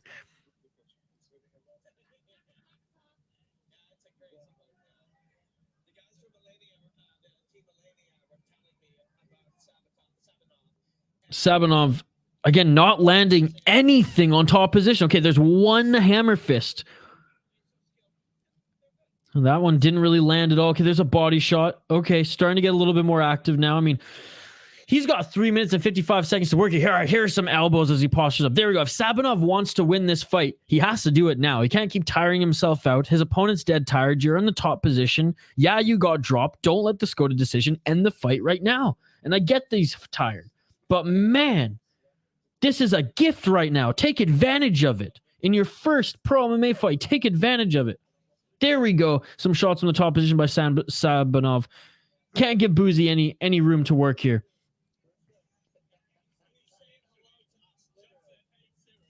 We've nearly died against Tony. He would have taken an IV. He would have taken that IV. He used them.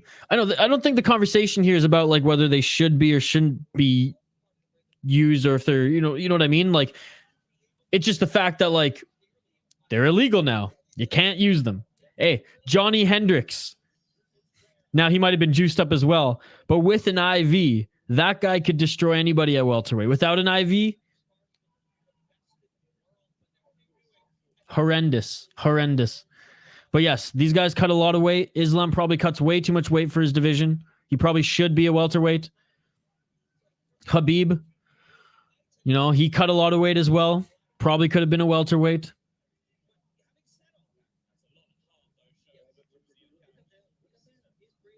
But, until there's more weight classes, until there's more science behind the hydration tests and things like that, it just, unfortunately, it's going to be what it is. Banning the IVs at least puts it on the fighter if they want to do that, take that risk. It's harder to recover from it. If it goes to decision, the Frenchman will win it because I'm assuming, damn. Well, not anymore.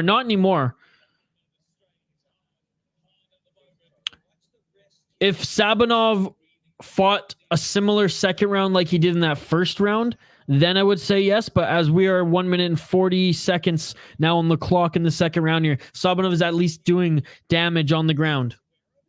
Yes, sir. They are still on the mat. Sabanov in top position. Sabanov doing more damage. Not anything crazy, but he is landing shots more than what he did in that first round. I would say the Sabanov definitely definitely. I mean, he did get dropped.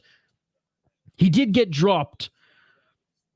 But I could see that the judges still giving Sabanov this second round, assuming he stays on top position for the last 1 minute and 15 seconds, and he still throws some punches down here. But Bouzy now back up against the cage. Bouzy maybe looking to stand back up, but he's dead tired. He is dead tired.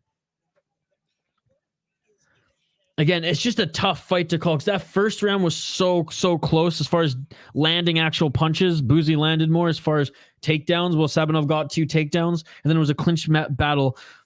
But right now, they're still on the ground, by the way. Oh, and the official stands them up, so this actually might not look too good for Sabanov. Ref standing them back up because Bouzy got the knockdown. Sabanov hasn't done maybe enough on the ground to make up for getting knocked down. We shall see, though. Bouzy is dead tired. 35 seconds left in this second round. Going for a leg kick now. Sabanov. Bouzy on the back foot. Sabanov now just hugging, barely clinching, just hugging Bouzy as we have 15 seconds left in this second round. I give the win to Sabanov myself. But we have a whole other round. Again, we were all bitching and complaining about Islam's win over Volkanovski. This is that like on steroids. Like Sabanov has done nothing really on the ground. That first round, he literally did nothing on the ground. That's the end of the second round. So first round, Peak Met, like he did nothing on the ground. Like he had 1 slam takedown. Okay, is that enough to win a round? Maybe. Bouzy landed 1 good right hand and like I said, maybe 4 or 5 good shots. Should you be proud of winning a round like that? No, but I mean, if you landed more punches, you landed more punches. And then the second round drops. That counts for something. It's damage. It should be damage. Drops his opponent before Sabanov takes him to the ground. And really, does he do enough on the ground to make up for that? There could be an argument there. I mean, we'll see. It's close for sure. No, Jay, they aren't. What are you talking about? No, I think you and Ant-Man and your conspiracies. I think IVs are illegal and UFC hid from fighters. There's salt in the IV, which you lose loads of sweating. There's a few reasons they help besides hydration. Yeah, like I don't know what you're arguing me on now, though. I'm just confused with the statement there. I know for a fact they are not legal, and the UFC was not hiding that from the fighters. And then I agree that there is salt in the IV, which you lose loads of sweating, so there's freezing rather they help besides hydration. No, and yes, no, that is fact. That is fact.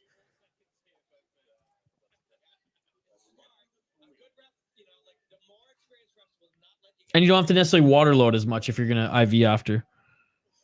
All right, round 3. Let's get it and on. A beautiful left hand by Bouzy and a right hand. Bouzy might end this fight here soon.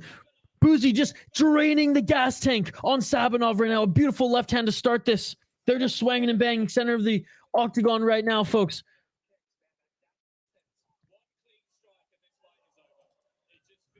How is both these guys' gas tank look? They both look absolutely gassed. They both look absolutely gassed. Bouzy looked more gassed at the end of that second round, but he came out swinging as he should have. Bouzy landed a good left hand, and Sabanov having trouble taking Bouzy down right now. 4 minutes and 10 seconds on the clock. Sabanov put everything he could in that takedown. It looks like Bouzy has enough gas left in the tank to maybe get back up here. No, Bouzy accepts the takedown and falls back to his ass. He must not have had enough energy to plop himself back up. Oh, says Peak Master.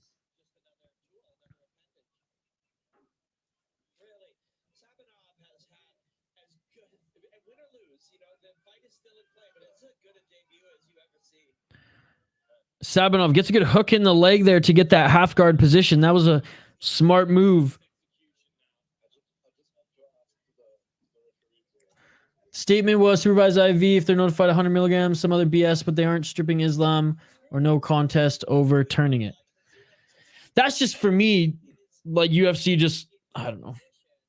Again, I don't know enough about it to have a conversation, so I apologize for that. I promise I'll do more research on current events before next streams and things like that, because I feel like I've let you down, Jay, and I'm sorry for that. But I really don't know enough, again, about the situation other than, like, I don't think the UFC would go as far as to just, like you said, to flat out say blanket statement that IVs are legal, but we're hiding it from you guys. And 100 mils, is that really going to do much in the end to really help? You know what I mean? Like, but I mean, it's very interesting what's going on, brother. It's very interesting what's going on. Some BS indeed.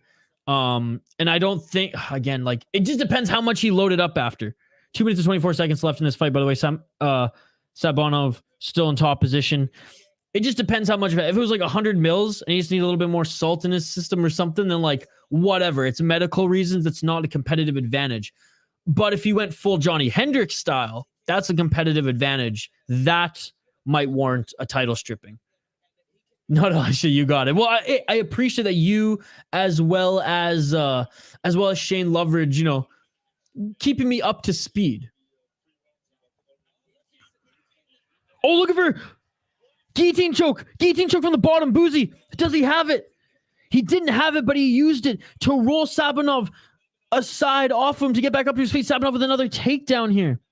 I mean, Sabanov's probably going to win this fight just because he's racking up takedowns, but he's not doing any damage with them. As far as damage done, Bouzy's rocked Sabanov way more. Well, I guess only 3 occasions in this entire fight. Bro, I just got a car finally. I was using the bus/Uber for a while because my old car got in a wreck. Well, Zoomer loyalists, A, glad you're okay after your car got in a wreck, and B, freedom, baby. As my friend said growing up, fuck the bus. I'm glad you got a car, buddy. My car's on its last legs, but she still runs. She still runs. Knock on wood, she lasts until the end of the summer. I'm going to take that bitch camping pretty much every weekend and run her right into the ground. Then we'll get a truck. 50 seconds left in this third and final round. Back control now. This is where Sabanov can score if he does some more damage because this is really advancing his position here.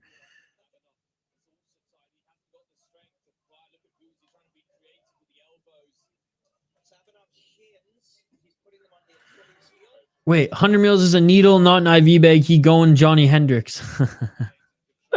Johnny Hendricks went both IV bag and the needles up the ass.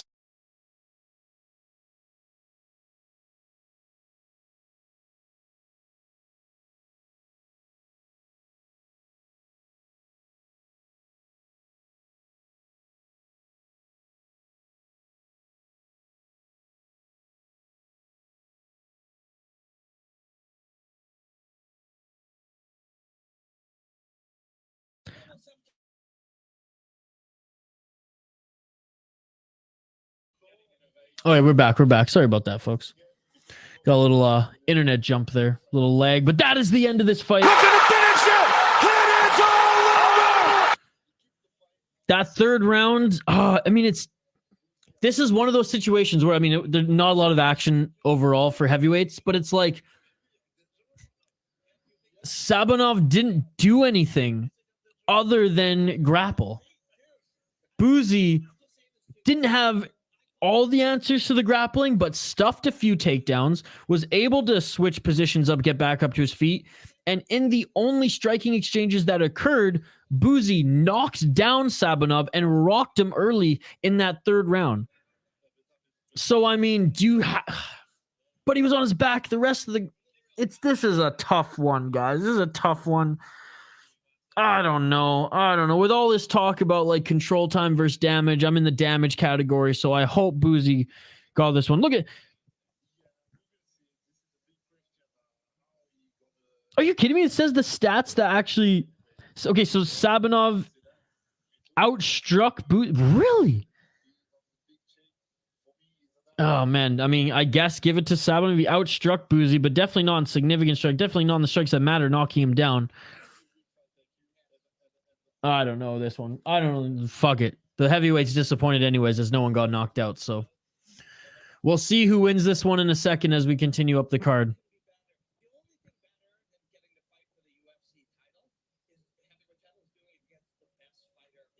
All right. Official decision. Official decision. I mean, that's bull. Yeah, I mean, they were ground strikes for sure. But they were bullshit ground strikes because they were muffins. There's a few good elbows, I'll give him that. But for the most part, the damage was done on the feet. Let's go the distance. Unanimous decision. And Sabanov wins. Unanimous decision. Grappling and no punches wins again, ladies and gentlemen. Grappling and no punches in a mixed martial arts fight win again. But I guess it is mixed martial arts and grappling is part of that. So Sabanov, let me tell you, unimpressed. Unimpressed. Let's fucking go, says Brian Park. Hey, I'm glad Brian Park won. He had 500 down on this guy, so I'm glad he won. But yeah, what a disappointing heavyweight fight. What a disappointing heavyweight fight.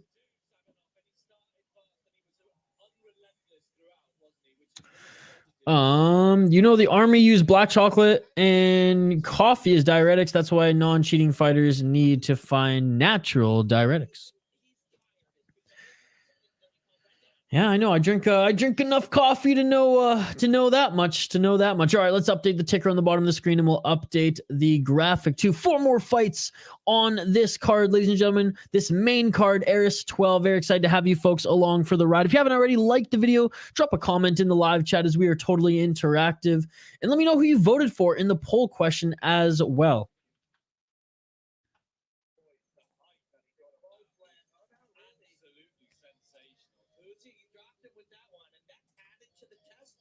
Bouzy landed some good shots there. All right, who do we have next here?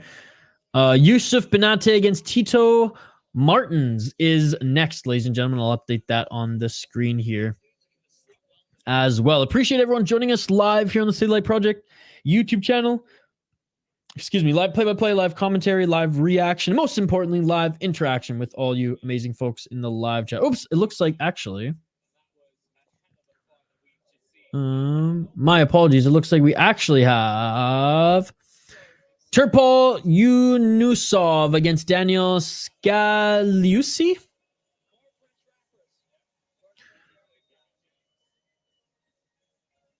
A lot of French hip-hop artists in the audience here for ARES 12. French comedians. That's sweet that the celebrities come out for ARES, man. That is awesome. That is awesome here in Paris. French rugby player here as well. That is awesome to see how much spotlight is now on French MMA, a sport that was illegal in that country just a few years ago. Diuretics and a sauna shivers the grim realities of weight cutting. Absolutely. I don't know the odds, but I'll take the Italian. I'll give you the odds right now, buddy. I got them on screen here. As you can see, the Italian is actually the underdog at plus 375. We'll highlight the fighters here right now. The guy minus 780. Yeah, he's minus 500 here on Tapology. So I was just going to say. But let's highlight the fighters here, folks. Let's highlight the fighters here. We got a 3-0 fighter out of France, Turpal Younousov. He is on a 4-fight win streak. 3 of those wins have come as a pro MMA fighter. One of them was as an amateur. He's 27 years old, out of France. They're fighting at lightweight here, ladies and gentlemen, 155 pounds. And this guy's a Fernando Lopez guy. He's fighting out of the MMA factory, like I said, on a 3-fight win streak. Fought in a hard fighting championship in his first fight and has fought in ARES 6 and ARES 9. In ARES 9, we actually did that live stream here, and I remember this. He beat Jakub Kazmarski via armbar in the second round. And yeah, 1 submission win on the regionals. The guy likes to grapple. Now, his first fight, he did win by KO TKO in the first round. Second fight, guillotine choke. And third fight via armbar. Making his 3rd appearance in the promotion is Turpal Younousov. Looking at his opponent out of Italy. And fighting out of, and he is Italian himself, Daniele Scagliusi. Angel face Scagliusi. He is the underdog right now, but he has won 4 out of his last 5 fights. He has 4-1, 5 professional fights in his career. He's 21 years old as well. Just a young cat. He's a decent grappler as well. As his last competitive combat sport appearance was in a grappling match where he did win a decision. That was earlier in 2022. He's fought in Venator, Cage Conflict, and Super Fights. He went on a 3-fight win streak to start his career, lost one, and now won another one, looking to get his win streak going again. He did pretty good as an amateur as well. Oh my goodness, 14-2 as an amateur. So he does have a lot of amateur experience. But again, the competition gap is why the odds are the way they are. And I'm going with the favorites. I'm going with the Frenchman, Turpal Younousov. Shane's going with the favorite as well, locking it in. Shane, check it out. I tried a new beverage the other day. It's pretty good. I honestly think it rivals the Green Party. I have one more. I'm saving it for the BKFC fight tonight. What's up, T? Love the profile picture there. Younousov by mauling. Locking it in. I appreciate you, T. Thank you so much for joining. Vote in the poll question if you haven't already, and we'll check in on it before this stream ends. Again, a reminder, folks, we have more streams going on this weekend. That's right. We have UFC tomorrow night. We have Bare Knuckle FC. Diego Sanchez, John Dobson, two popular UFC fighters are on the card. John Dodson returns for his second appearance in BKFC. His brother is actually on the undercard, and Diego Sanchez in the co-main event, making his BKFC debut. And again, if there's any other promotion that's before UFC tomorrow on Saturday that you would like me to do, please let me know in the comments here. I'm down to fill the void, folks. I know I wasn't able to do one championship this morning. My apologies. I had a work emergency I had to get to. So I will make it up for you, folks. I will make it up for you. Let me know if there's a promotion that you want me to do tomorrow. Give me some suggestions in the live chat before UFC, and I will make it up to you. However, we do have content coming out for you guys. I am almost done editing my UFC predictions video. I will post that right after ARES, right after I finish rendering that son of a bitch. And we have a Saturday vlog dropping for you, as we do every Saturday morning for when you wake up. So 2 more pieces of original content, 2 more streams scheduled, 4 pieces of content coming out for you guys by the end of the weekend, and maybe 5 if we add another live stream. So I appreciate you all. To get reminded about all that stuff, don't forget to ring that bell for notifications if you haven't already. Only 20% of you subscribers have the bell rung for notifications, have the bell clicked, have notifications turned on. There we go. Let's jack up that number to at least 30%. Let's try to get, speaking of 30 likes on this video as well. Looks like Younousov, he's the favorite. For the betting odds, he's the favorite in the live chat here. Anybody going for the underdog? Anybody going for the Italian? I know Brian Park, he flip-flopped a little bit. By the way, Brian Park, excited to have you here, brother, after looking at the odds. You guys think the underdog at 21 years old gets the upset? Let me know in the live chat. What's up?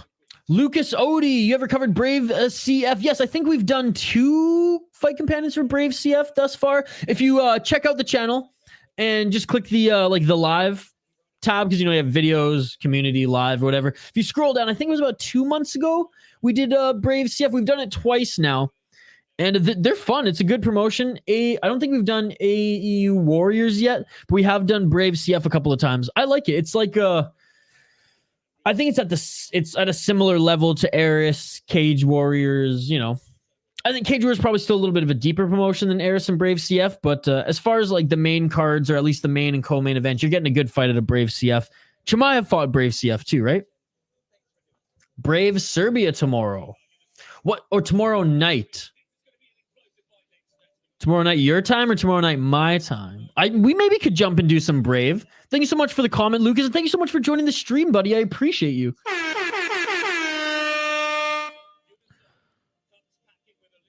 Scagliusi against Younousov. Or Younousov. My apologies, folks. Younousov. All right, both these fighters are in the octagon now. They're being announced in the ring to the audience, and then we'll get right into this fight. 4 more fights left on this main card, folks. I'm very excited to have you folks alongside side for the ride. Live play-by-play, live commentary, live reaction, most importantly, live interaction with all you amazing folks in the live chat.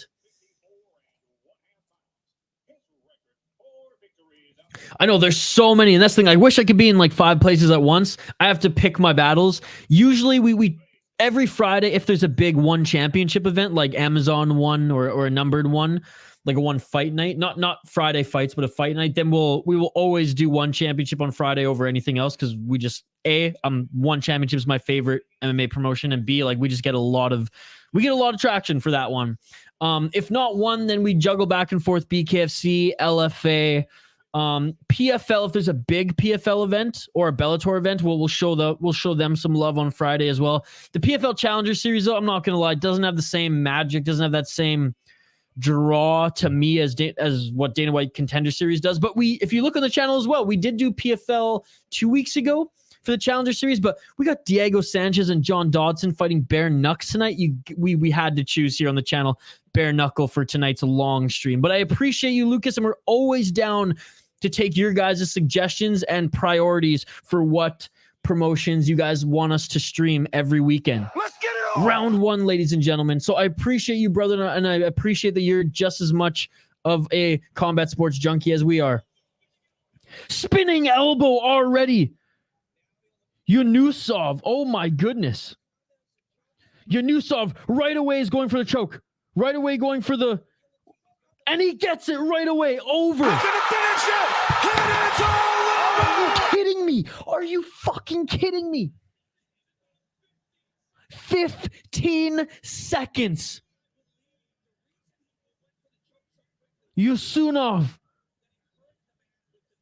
15 seconds. You gotta be shitting me. Oh my goodness, in front of the home crowd. Spinning elbow, then a choke. Are you shitting me? Welcome to the big leagues, you Italian boy. 21 years old. I mean, what an learning experience this is. Oh my goodness. Wow. Bloody hell indeed.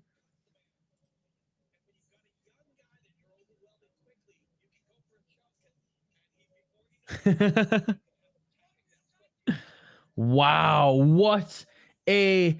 I shouldn't even say what a fight. What a finish, ladies and gentlemen. What a finish. Bloody hell. Fastest choke I've ever seen. Hey. I wish I could have gotten a prop on it, but rounded out my parlay. Let's go, T. Glad it rounded out your parlay, brother. French MMA saying wow. Wow, indeed. Wow, indeed. Cut over the right eye is the Italian right now again. Spinning elbow to drop for a choke.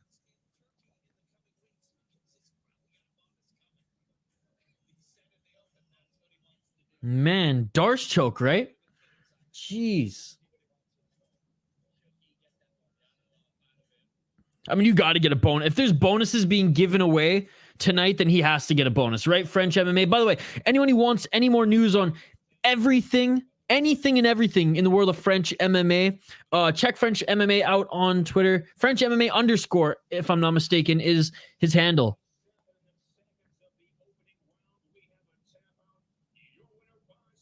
Wow. Guillotine, okay. He dropped for it, so it was like that reverse guillotine. Looked kind of like a Darce.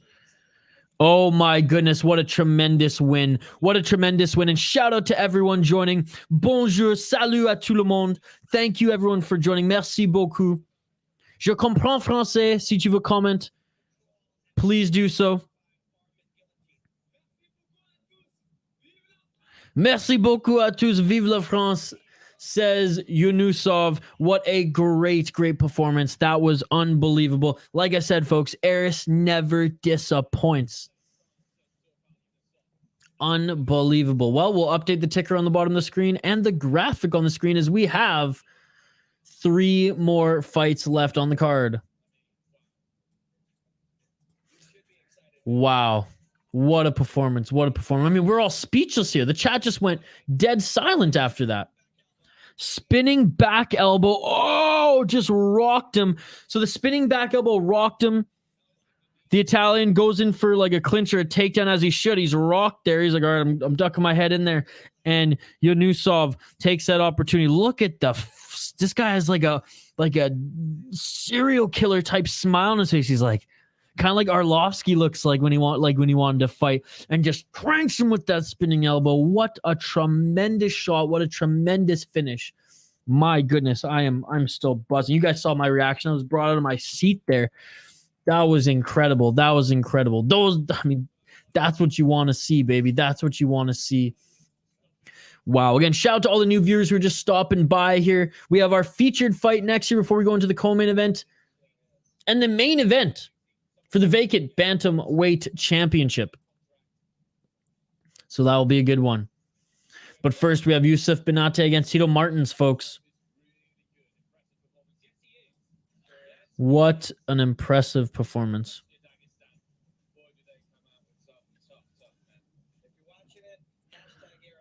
Wow. All right, next fighters. Just like that, they're moving right along, which I love. And again, if you're new to the channel, vote in the poll question, like and subscribe, ring that bell for notifications so you never miss an upload. And we appreciate you. We appreciate you. Live play-by-play commentary, reaction, and interaction for all you amazing folks here in the live chat.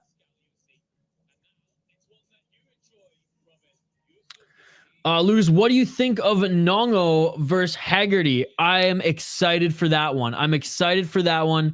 Haggerty, very light on his feet. Nongo, very good at picking apart the legs. So it's going to be interesting to see who wins kind of the kicking match to start, because we know how deadly Haggerty's just straight front kick is. But we know how like Nongo can pick apart anyone's leg. I mean, Nongo destroyed Liam Harrison's legs. It was in the first round.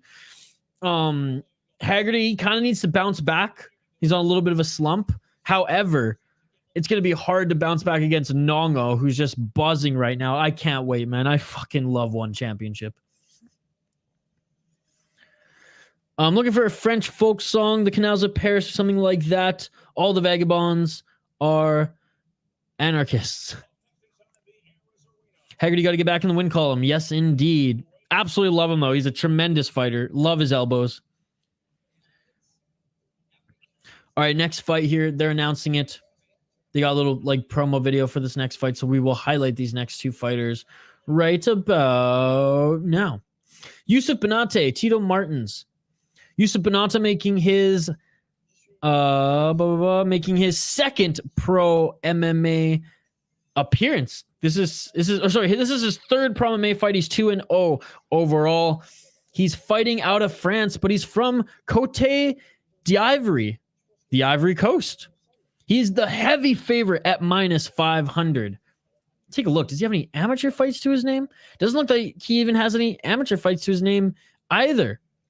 Fought in ARES 9 and 10. My goodness. So he fought a month apart. And ended the fight in the first round both times. Knee and punches. 28 seconds to his opponent, who's making his debut as well in ARES 9 in the first one. I remember that shit. Yes, Lapierlu versus Ayub too. I remember that shit. Then just the next month in December, that was in November, just the next month in December, he finishes his opponent 4 minutes and 13 seconds in the first round via guillotine choke. My goodness, this guy's talented. No wonder he is the favorite. Looking at his opponent, Tito Martins, 2-1 in his pro MMA career. He's a big dog. He's a big dog. 24 years of age, out of Sao Paulo, Brazil. He's plus 375. He won one, lost one, won one. No contest at Thunder Fight 23, where he was disqualified due to elbows hitting the back of his opponent's head. The thing about this fighter is he hasn't fought MMA in a long, long time, folks. 3 years since his last fight. 3 years since his last fight. 4 years since his last win in the Amazonas Regionals. So, I mean, the talent difference is massive between the young Brazilian, and Youssouf Binate. I'm going with the favorite again. This guy's nasty. 9-10 back-to-back. And that's the thing. Binate is fighting like a crazy condensed schedule. He fought in November, December, and now he's back again. I'm still going for him. Locking it in. Heart says Haggerty, but head says Nongo. We'll see, though. Yeah, that one's going to be hard for me to to give my prediction like in time. And it's funny, I use that same, I use that same line there. I try not to predict with my heart and only my head, but sometimes you just got to go with the heart. Bro, what the fuck? Martin says 1 million followers on IG. Dude is famous on the gram. Well, no wonder ARES is giving him a fight here. 1 million. Who the fuck is this guy? Hold on, let me see what hits when I throw it into Google. That's so funny. 1 million followers? Dude, that's hilarious. He comes up on Instagram for me right away. First search as well. That's crazy. Who is this guy? I'll pick the favorite this time, but next fight for the co-main event, I'll go opposite of you. Locking it in. Again, folks, BKFC later tonight. Super, super cheap. If you have the BKFC app, I believe it's only $7 a month, and you get unlimited pay-per-views a month, baby. Well, I guess access to as many pay-per-views as they put out a month. Max says Younousov is Chechen like Chimaev. Aline Oliveira. Hola. What's up, Oliveira? Thank you so much for joining, Max. Thank you so much, Aline, for joining. Lucas Odie, Jay, French MMA, T, all you guys, you're awesome. I appreciate every single one of you. I'll give a shout out, by the way, before we hang up the gloves at the end of this stream, I will give every single one of you a shout out. I will scroll up the comments. I will give every single one of you a shout out. I will thank every single one of you for joining us, as you've given me some of your time, and I appreciate it. All right, final predictions for this one, folks. I mean, it's pretty cut and dry for me, even though he only has 2 professional fights. Out of the Ivory Coast, the -500 favorite is Nasty. Even though he's fighting a lot, his schedule's pretty condensed, as he fought in November, December. Now he's fighting here again in February. ARES 9, 10. He's going to skip 11, but come back for 12. That's who I have locking it in as he makes his entrance into the octagon right now, Youssouf Binate. Both fighters are in the octagon right now. They're about to be announced to the crowd, and we will get right into it. So Youssouf Binate is 25 years old. Tito Martins, the Instagram star, is 24 years old. Height advantage goes to Binate. Reach advantage goes to Binate. I mean, and the betting odds are going in his favor as well. Again, shout out to everyone joining us here. Let's get this video to at least 30 likes. Like the video, subscribe to the channel, ring that bell for notifications so you never miss a Saturday vlog upload, UFC prediction video, or a live stream. Comment in the live chat. We're totally interactive, and vote in the poll question too if you haven't already. Join us later today for BKFC. That's right. Knucklemania 3. Diego Sanchez, John Dodson, 2 popular former UFC fighters on that card as well. John Dodson, I think he's one of the early fights on the main card, and Diego Sanchez is the main or co-main event of the evening. Video's already up and ready to go, stream video, so go give that a like if you haven't already. You know what? I'll throw the link in the live chat. We also do some fight reaction videos on the channel. Haven't done one in a little while, but maybe we'll do another one soon here, especially if we get some nice reactions from other live streams that we do for big events. Like the Leon Edwards one, I'm so happy I did live stream that because I went absolutely crazy for that one.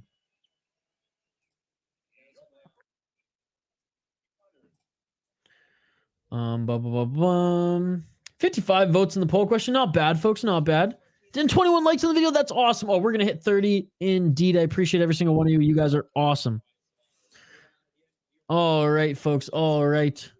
I'll update the ticker on the bottom of the screen to reflect the round, and we'll get right into it as round 1 has begun. Let's get it on! Live play-by-play, live commentary, live reaction, and most importantly, live interaction with all you folks in the live chat. I'll explode if Diego wins. Me too. 4 minutes, 40 seconds, 20 minutes have gone by. Straight left jab by Binate. Binate in the red corner. Martin's in the blue. I can't do that. I can't do that, Oliveira. You know this. You know this. What, you want YouTube to shut down my channel? Come on. I only came across this channel like a few minutes ago, but it looks great. I'll definitely tune in more. Oh, really? Thanks, buddy. I appreciate it. Yeah, we do live streams up to 4 or 5 every single weekend, fight commentary, as well as vlogs, UFC picks and predictions, a ton of other stuff that will run down in between action here. Oh, Brazil. Let's go, Tito. And a beautiful sprawl by Binate.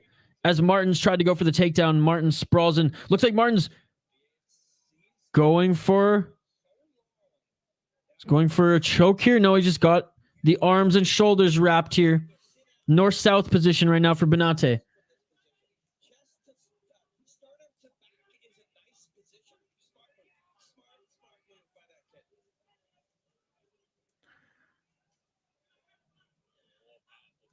Needs help. Isha, more best coverage in the game. Appreciate it, buddy. Back up to the feet now. Martins. 8-1. Looks like he maybe ate a knee there.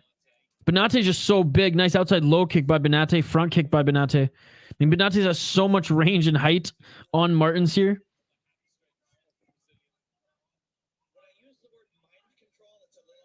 Appreciate it, Peak Master.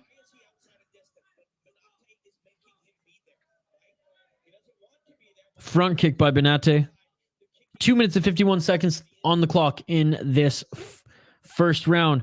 Counter right by Martins doesn't land. Binate is the one pushing forward, though, causing Martins to move side to side here.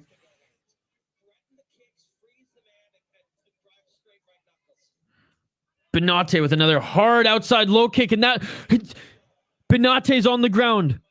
Martins, 2 leg kicks have connected on Binate, and he sent him to the ground. Binate thought he ended that fight with the 2 leg kicks on Martins. He actually put his hands up and thought the ref, Mark Goddard, was going to call it. Mark Goddard does not call it. Binate just on the ground right now, and that is it. With the leg kicks. Binate showing off the dollar bills. That was a TKO via leg kicks. His 3rd ever pro MMA fight. He gets the finish. 3 pro MMA fights, 3 finishes, 1 via leg kicks. That's nasty. Oh my God! Binate, my last leg. Come on. Peak Master saying, Francais, Francais, Brazil, Brazil. Let's go, Leo. Chuck. Shane, I absolutely think the ref should have stopped that because the guy was not going to be able to do anything else. And you know why, Shane? You know why? The ref could have stopped it after that first one, didn't, and was like, no, he's hurt, but he's not that hurt. And he pretty much gave up on the ground, right? Because Binate went for a few more strikes there, and the ref, stepped in when the guy couldn't even try to get back up. So put it this way, like, the ref could have allowed Binate to take more of a beating, but Shane, put it this way, this is poetic. So the stretcher is coming out. The stretcher is coming out, and Shane's saying the ref shouldn't have stopped that. Shane, I would agree with you if Goddard would have stopped it after that first, raising of the hands and knockdown. The fact that he let him go a little bit longer, and Martins had no business getting back up and had no will to continue, seemingly, I think he made the right decision. Lucas Odie, for those who are exclusive members of the channel, we share the Discord with you guys, and whether or not you renew for a second month or onward, you'll always get access to the Discord. So any exclusive member on the channel, like I said, even though they just sign up for 1 month, even if they don't renew, you'll always get access to the Discord. So like the diehards on this channel, we shoot the shit and hang out in the Discord, game together. And we're having a kind of like a podcast series come out soon where I'm banking a bunch of interviews with fighters. I'm banking a bunch of interviews with, he's being carried out right now. His leg is absolutely destroyed. I don't know if it's broken or if his calf is just bursted there or something. But anyways, we're going to have a series come out where I interview fighters, UFC 1 championship from all promotions, MMA content creators, And there's those in the world of mixed martial arts and members of the channel, as well as having access to the Discord, exclusive member live streams every week. You'll also get those 24 hours or maybe even 48 hours ahead of time. So there are some exclusive perks for exclusive members. And we have a Discord for those who sign up. Like I said, even if it's just for 1 month and you don't renew, you'll always be part of our Discord channel. Unfortunately, he lost, buddy. Unfortunately, he lost. But we're wishing him a healthy recovery. I heard the bone crack. Ouch. Early stoppage. I mean, if his leg was broken, then I guess you saved the fighter. His 1 million followers are going to drain now. Oh, sound. I got you. But no pressure. No pressure as we do a ton of these live streams every week. But it was a leg kick, not a head kick. I thought he was baiting him to the ground like Mike Musumeci style. But Shane, Mike Musumeci doesn't fight MMA. So, lol. I guess if there's a stretcher, it was a good stoppage. Now he didn't get stretchered off, but he was held. Like he couldn't stand in the center to get his arm raised. Musumeci, unbelievable jiu-jitsu guy. He's going to be on that May 5th card in the United States in Colorado that I'm going to. Seventh Worlds, again, I think if Mark Goddard would have called it right after, hit the ground where Binate thought he actually won it, then that would have 100% been an early stoppage. He gave him time. I'm on UFC Fight Pass, brother. I'm on UFC Fight Pass.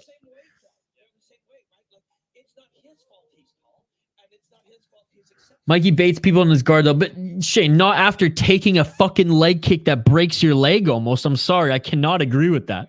I cannot agree. This is mixed martial arts. You don't, oh my God, you almost broke my leg. I'm going to bait you. No. You fell to the ground because your leg's pretty much destroyed. Now, again, I don't want to say his leg was broken, but it sounded like it hurt.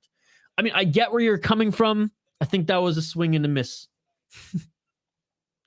Mikey does pull guard, but this wasn't pulling guard. This was, he got knocked down.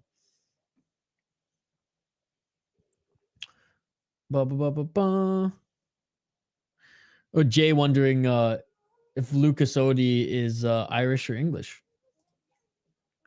Man, there's so many French celebrities here at ARES. That's amazing.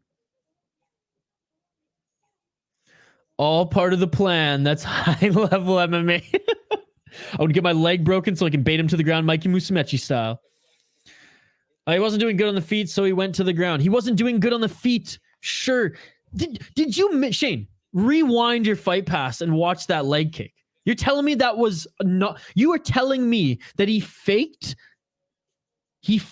that reaction to the leg kick somehow? He had 2 solid leg kicks that knocked him down. Do I need to wipe my... Like, what are you guys seeing that I'm not?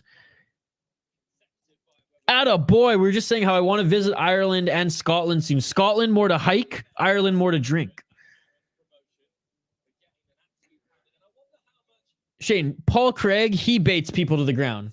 He baits people to the ground. I thought that until the stretcher came out. Fair enough. Again, I saw those leg kicks and I knew he was done. Whether it went 3 minutes or 30 seconds more, I knew that shit was done.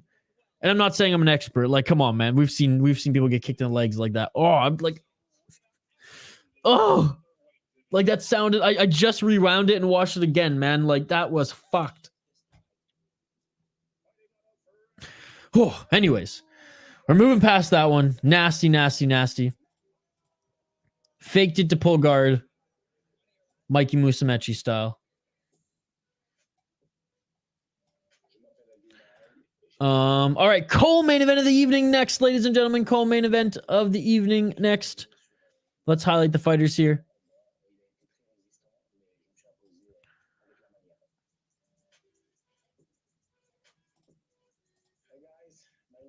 Peek. Okay, well, in Shane's defense, he did say I thought he was faking until the stretcher came out, and it was very, very real. But I mean, Shane's not wrong in that Mikey Musumeci in submission grappling does like to bait for to pull guard, and Paul Craig Shane, it's funny. Paul Craig does exactly like what you were leading on to say there. He does that in mixed martial arts. So if we were watching a Paul Craig fight, you would have been dead on, and I wouldn't even have to like. It wouldn't even have to be live. You could have just told me, "Oh yeah, Paul Craig's doing that," and it would have been like, "Yep." Khabib Nurmagomedov, what's going on? Family used to live in Glasgow. Best people in the world. I dated a girl who went hiking and traveled Glasgow, and she said it was amazing. Yeah, I'd love to go visit there. And like I said, do some hiking, eat some good food, meet some good people. Still not allowed to post the Scottish flag. All right, we're going to highlight these next fighters here quick, folks. I'm going to update the ticker on the bottom of the screen, and we'll get right into the co-main event of the evening, which is taking place at 145 pounds. And shout out to all of our new subscribers here who've joined us today as well. I love every single one of you. Excited for you guys to join us on the channel. Now, like I said, weekly, we do up to 5 live streams every single week, and we do a minimum of 2, as well as a ton of other content that we drop throughout the week as well. We're dropping shorts on the channel as well now, folks. So every week, we're going to have so much content for you guys. All right, fighters making their walkouts right now. 7th World's Z going for the Brazilian. BJJ for life, bro. What's up, BJJ for life? How's it going? Yeah, why is the Scotland flag censored? That's a good question. That's a good question. Why is Scotland's flag censored, but like some of these other crazy countries aren't? But anyways. Let's get into highlighting the fighter again. What's up, BJJ? Good to see you. Good to see everybody here. And don't forget, and I do this every single stream, I'm going to scroll up through the chat at the end of this event, and I'm going to give every single one of you a shout out. Every single one of you will get a shout out. Don't know. That's so weird. What the hell, YouTube? What's going on here? You get a new CEO and you ban the Scottish flag? What's going on? What's going on? What are you, Dana White, banning flags now? Change my name back. Good to see you, Khabib. The man, the myth, the legend. Undefeated. Khabib Nurmagomedov has entered the chat. Okay. We have France versus Brazil here. Alioune Nahaye, 11-3, fighting out of France. He's 31 years old. He is 3-1 and disqualification. Or majority decision. Wait a second. What the fuck?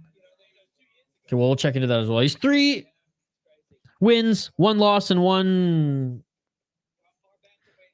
majority decision. Whatever the heck that means. We'll get into it in a sec.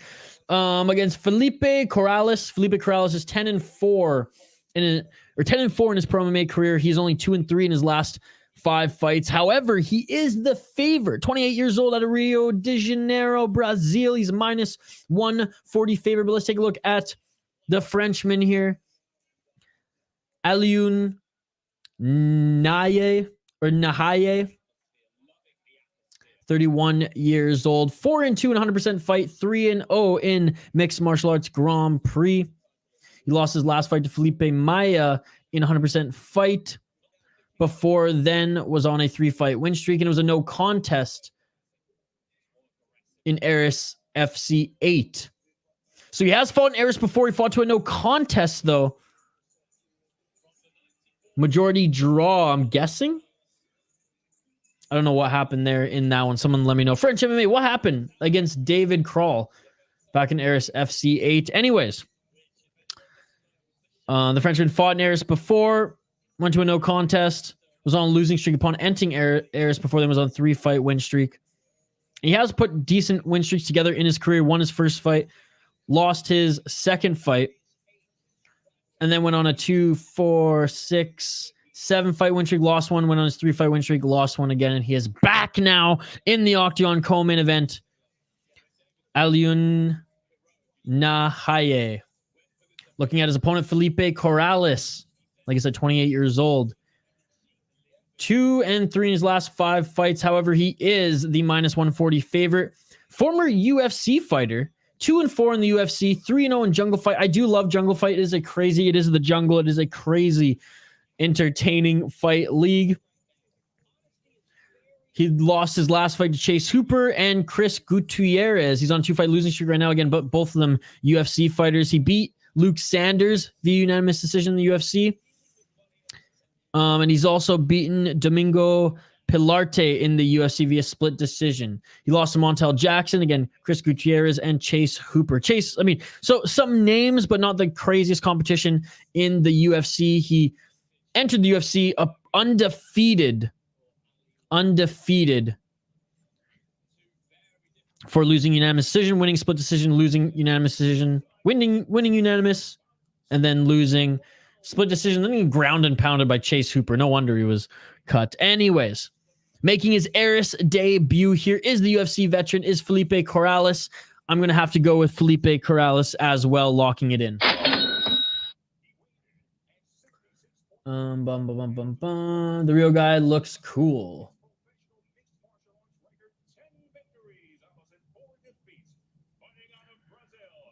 Jay saying interesting, Jay.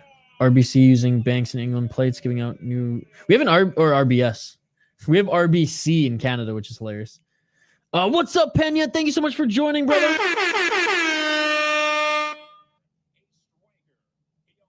The Black Flags is over COVID, so the legend goes. All right, Shane has the underdog from France. That's so interesting. Do the people here enjoy the show? Yes, everyone's enjoying the show so far, buddy. ARES 12, let's go. French MMA. Excuse me.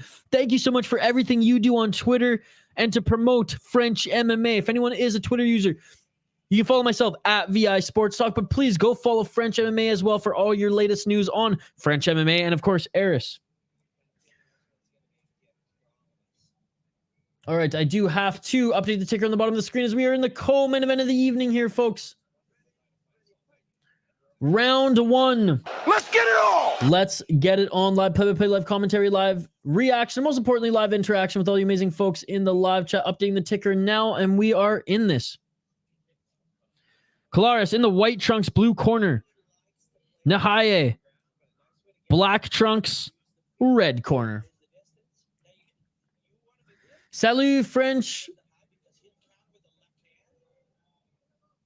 Voici qui font, mais il y a beaucoup de supporters de Brazil, je crois. Yes, a lot of Brazilian supporters in the chat as well. Appreciate you, brother. Sound, I'll give a follow to both. Attaboy. Thank you so much, buddy. I'm most active on Twitter as far as social media goes. Oh, and a nice shot by Colares. He rocked Nahaye. I think it was a left hook. We show them what a French do on a Brazilian. That is true. But hey, we're going back to it right now. French against Brazil. Again, shout out to you, Lucas Odie. You're the man, one of our newest subscribers here. MMA and combat sports junkie. And I hope to see you on more live streams. We have a great chat as well. What you thinking here, my friend? Well, so far, Colares is dominating Nahaye.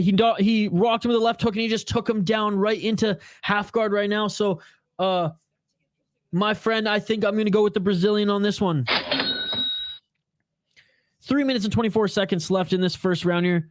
Colares looking to get into full mount. He is in half guard right now, looking to pass into full mount. And does he get it? No. But he does go for the back here. Great job going for the back, and he's going for the rear naked choke. He's got the hooks in. Doesn't even go for the body triangle yet. Does he have an arm under the neck already? Fighting the hands right now is Nahaye. Colares. If he employed the body triangle right here, that would help him out a lot more. And there it is. The body triangle is employed. 2 minutes and 46 seconds to work here to get that rear naked choke. Lucas Odie, the man, the myth, the legend. Thank you so much, brother. I appreciate you. Still, now he has the back control. Still has the body lock. Scrambling is Nahaye. Looking to flatten him out is Colares. 2 minutes and 25 seconds left on the clock. I forgot I was at work. Yeah, it's been a busy day for me. I've been at work until this started. Oh, now the choke. It's sunk in. It is sunk in. Brazil. Oh my God, look at the emotion on his face after a 2-fight losing streak in the UFC. Colares is just so emotional right now in a beautiful performance. He made easy work. And look at great display of respect here. Great display of respect as Nahaye comes over, gives him a hug, raises his arm as well. Man, look at Colares. Just overwhelmed with emotion right now. Overwhelmed with emotion right now. What a great moment by both of these fighters. Great display of respect. Wow. Unbelievable display of respect there. Leo. Well, Leo, I'm hoping I'm helping to make your workday go by a little quicker, buddy. My guy, 7 worlds. Let's go, baby. I needed him to win, so that was nice. Why I open my mouth? Much respect to him. Well, there you go, French MMA. The score is even. The score is even now against French versus Brazil on this card. I'm pretty sure it's even now. Because Youssouf Binate made quick work of Tito Martins and Felipe Colares made easy work of Nahaye. Felipe Colares with the cowboy hat and everything. Let's go, baby. Let's go. What a great win. What a great win for Felipe in the co-main event of the evening. Which means we're on to the main event of the evening. Look at that. Coming out of the UFC, going into ARES. Great win. Colares getting back into the win column. But we have a vacant bantamweight championship title fight next, ladies and gentlemen. That's right. 5 5-minute rounds. Demarte Pena against Elias Boudegzdame.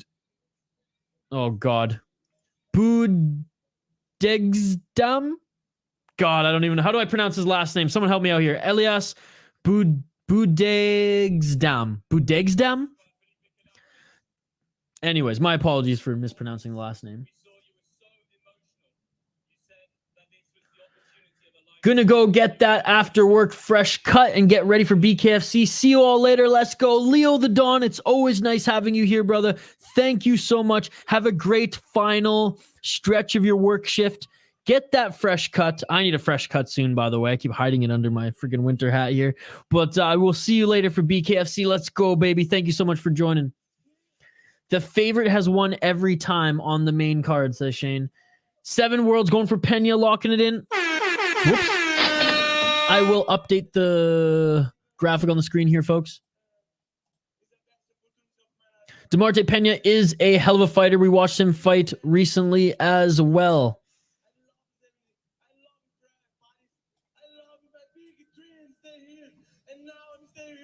Oh my God, dude, listen. Oh my goodness. Wow.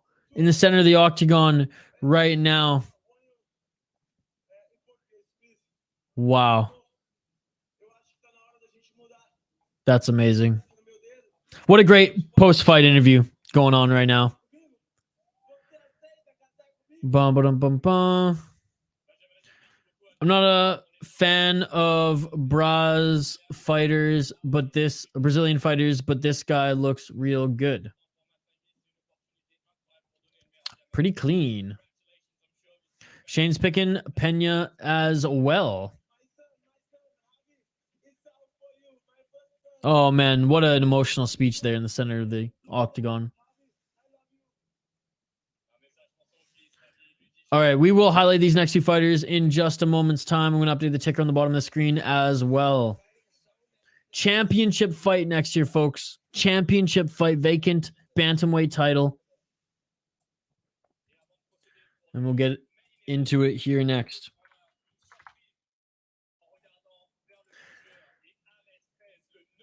All right, let's highlight these fighters here. Michael, I have an interesting deal for you. Watch Octagon Game Changers Czech Republic MMA. It's very good fights on the card. It's pyramid winner takes 300,000 euros. When is that? Is that Octagon fight tomorrow? We've done Octagon MMA on this channel before, brother. We have done Octagon MMA on this channel. It was a lot of fun. Great broadcast. Is there an event tomorrow for Octagon? But we'll definitely do more Octagon. I think I'm even I signed up on their website to be a member, so I get some dollars off their pay-per-views. Thank you so much for the suggestion, brother. I appreciate it. Here we go. We are here for Pena. Locking it in. Yeah, Octagon's a great promotion. Absolutely love it. Where can we see LFA prelims? I'm going to give you the same answer every single time, brother. Every single time. It's either on UFC Fight Pass, or it's on UFC Fight Pass on YouTube, or it's only ever going to be in these 3 spots, all right? So number 1, the UFC Fight Pass app. Number 2, YouTube, UFC Fight Pass. UFC Fight Pass has a YouTube channel. Or it will be on LFA's Facebook account. So I'm going to write that for you, buddy. I'm going to write that for you because you ask me this every single time, and I feel like a broken record, but I will answer it for you every single time. Okay, so next month. Got you. We'll do it. I promise you we'll do the next Octagon event. The Octagon was German, sorry. This is for our boy Shakruk. All right, one sec here. LFA. Oh, nice suit there by Fernan. LFA prelims will be either on Facebook, LFA. Oh, looks like we're going to have a face-off for 2 future heavyweight fighters who are going to be fighting each other here. Oh, here we go. The face-off, ladies and gentlemen. 2 YouTube. UFC Fight Pass YouTube, or 3 UFC Fight Pass.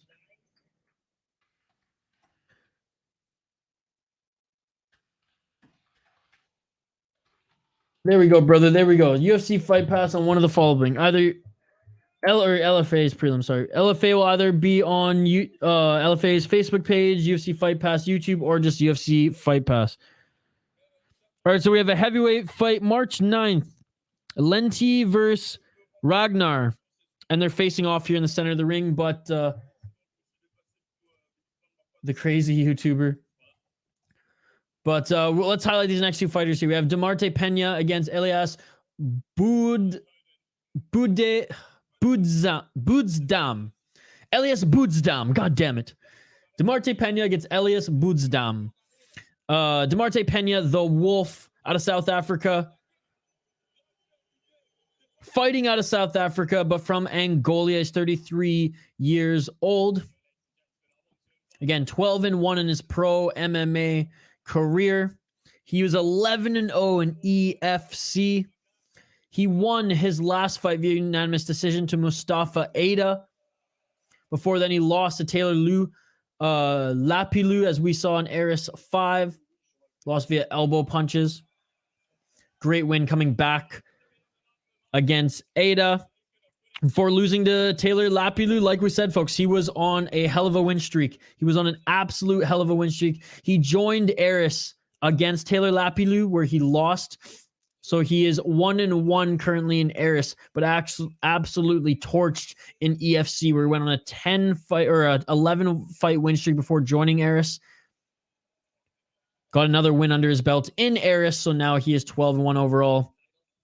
The former EFC absolute dominant bantamweight fighter. Let's see how he can do against Elias Boudegzdame. Jeez, I feel so bad. I gotta wait to hear how the announcers say his name. But he is 18-7 in his pro MMA career. Smile, Elias Boudegzdame. He's Algerian, but he is fighting out of France. He is 29 years of age, 18-7. He's 3-2 in his last 5 fights. He is a Brave CF guy, as he's 4-2 in Brave. Before coming over to ARES, he actually had a 2-fight win streak where he won in Brave 52 via triangle choke, and then won in AGM2 via rear naked choke. So the guy does like his decisions. He's also fought in AU Warriors. So primarily he's fought in Brave, Gladiator, M1, Shudo Europe, and AU Warriors. So the guy has fought in some awesome promotions. He does have a decorated career, 18-7. He's fought a lot. He hasn't gone on an extended run, though, since 2015, as between 2015 and 2018, he was on a 2-4-6 fight win streak, lost 2, won 1, lost 1. Now he's on a 2-fight win streak again, making his ARES debut for the ARES title. That's right, the bantamweight title against Demarte Pena.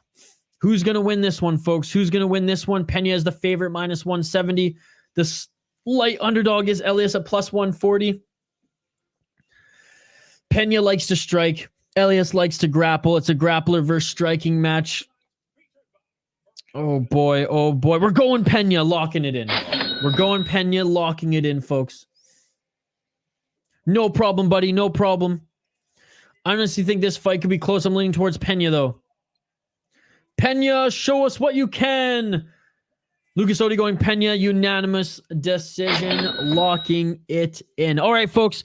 The fighters are about to make their walkout. They're doing their little intro video here. I'm going to take a quick break as I have not drained the main vein. That's right. I've not peed in almost 3 hours. So I'm going to go drain the main vein. Don't go anywhere. We're going to take a quick break. When we come back, the main event of the evening will be upon us again. They're doing their little intro video on the broadcast. We just did our little breakdown. Just rewind if you haven't seen my breakdown and then click the live button to come back live here again. Let's get this video to 30 likes. So like the video if you haven't already. Subscribe to the channel. Ring that bell for notifications so you never miss an upload, so you never miss a live stream. We have 2 more live streams scheduled for this weekend. Hell, we might even throw another one in. Knuckle Mania later tonight for BKFC and, of course, UFC tomorrow. Elias is my countrymate. Will make you upset. BJJ for life is going with his boy from Algeria, locking it in. Look, I love it when we have a bunch of different people in the live chat rooting for different guys. And I'm saying right now, it's going to be a close fight. It's grappler versus striker.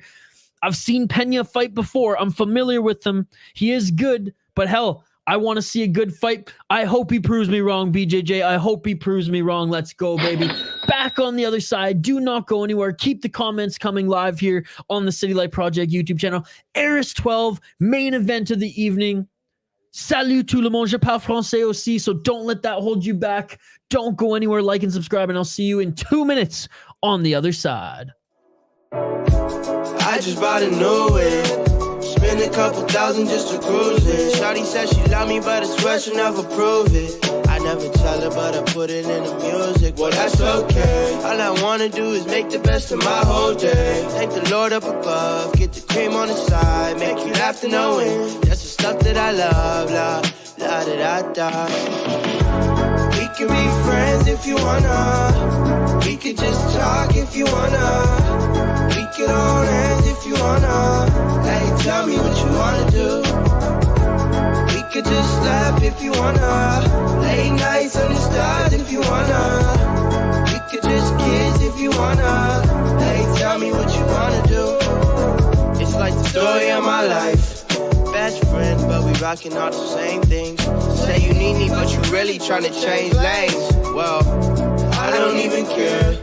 In my life, I don't battle with no fear.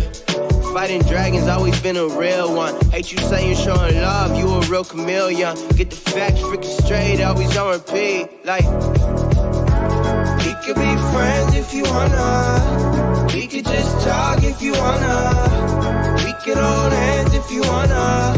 Hey, tell me what you wanna do. We could just laugh if you wanna. Late nights under stars if you wanna. We could just kiss if you wanna. Hey, tell me what you wanna do.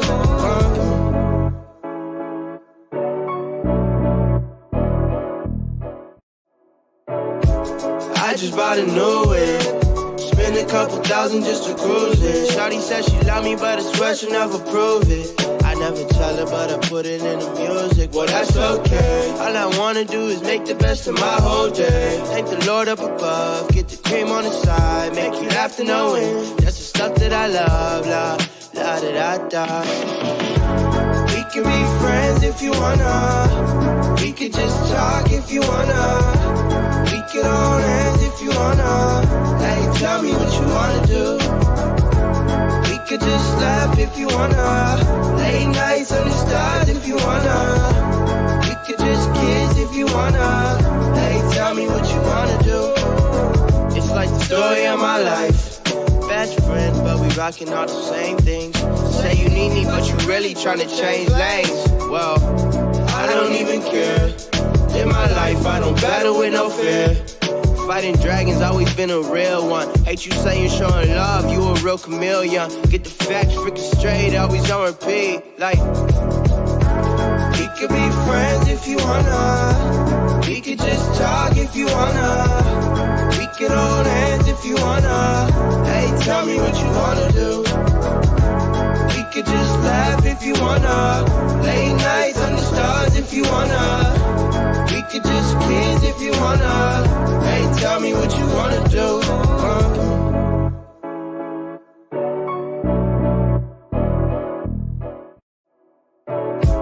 I just bought a new whip.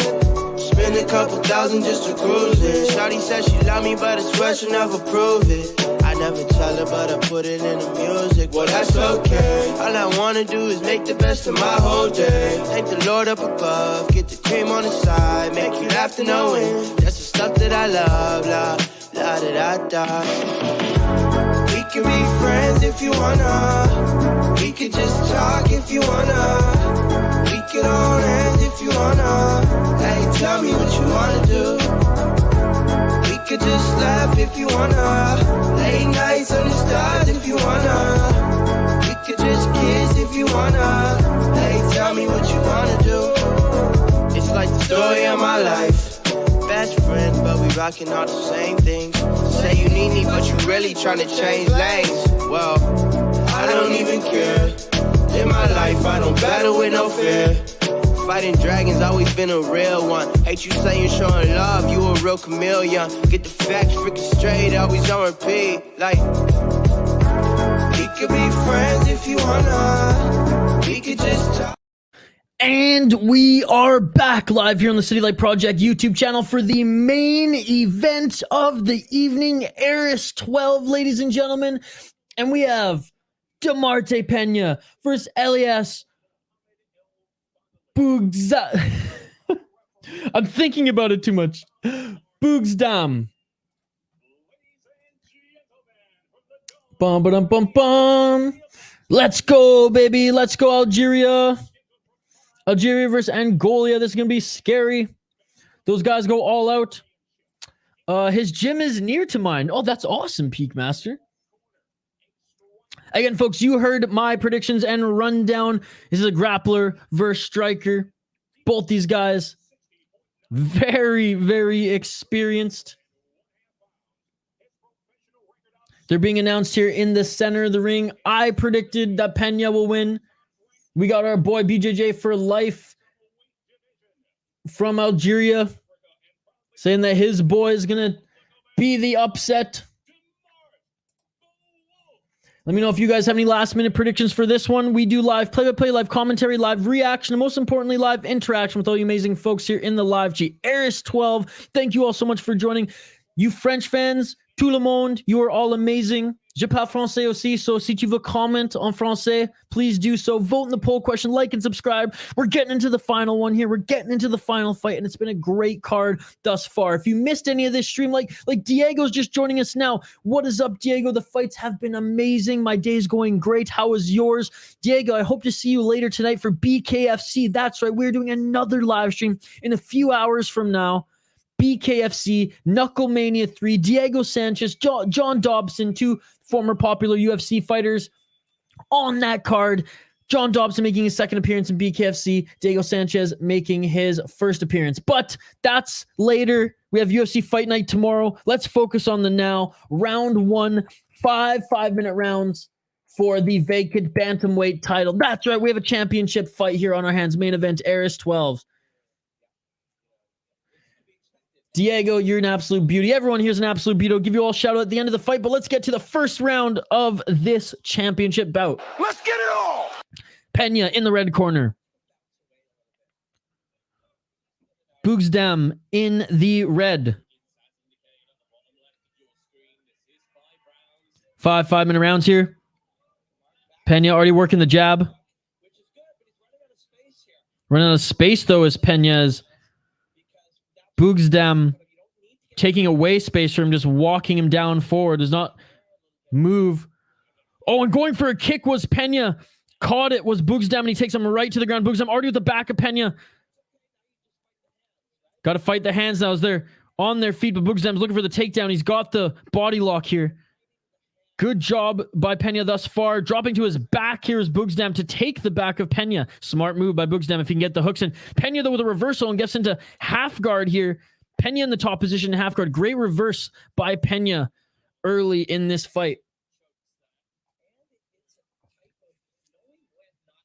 Pena still in side control here, or now half guard, modified half guard side control. Great reversal by Pena as he's in the top position. 3 minutes and 40 seconds on the clock.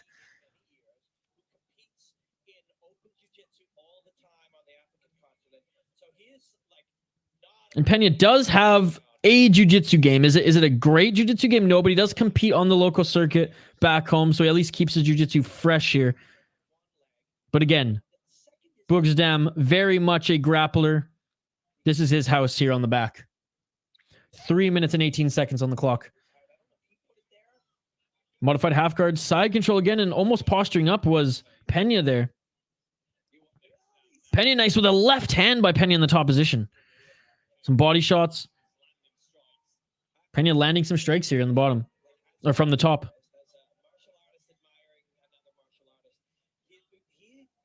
Pena's got Boudegzdame right up against the cage. His left side right up against the cage on his back. Doesn't have a lot of room to work. Doesn't have a lot of room to sprawl. A nice elbow by Pena. All right, looking to get back up to his feet right now is Boudegzdame. He's doing a good job of doing it. Cage grab by Pena. You can't do that. Mark Goddard warning him for that.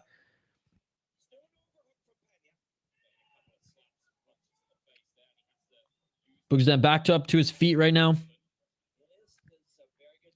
And Elias separates there, back to their feet, center of the ring. Good job by Elias there for escaping that good straight left jab by Pena. 2 minutes and 14 seconds left in this first round. Pena showed he can do some reverse grappling there. Oh, a nice knee by Pena on the entry of Boudegzdame. With Boudegzdame, I think he was throwing an overhand left or something. Nice outside leg kick by Pena as well. Still doing what he was doing early in the fight. Boudegzdame walking forward, trying to eliminate space by Pena. Nice body shot by Elias. My goodness, a right hand right to the body. Outside low kick by Pena, but it looks like that one actually threw Pena off a little bit more than it did Boudegzdame. Did he check that by? It didn't look like he checked that at all, but that was a nasty leg kick. Oh, a nice 1-2 by Pena. The left landed.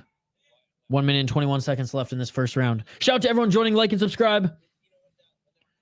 Front kick by Boudegzdame.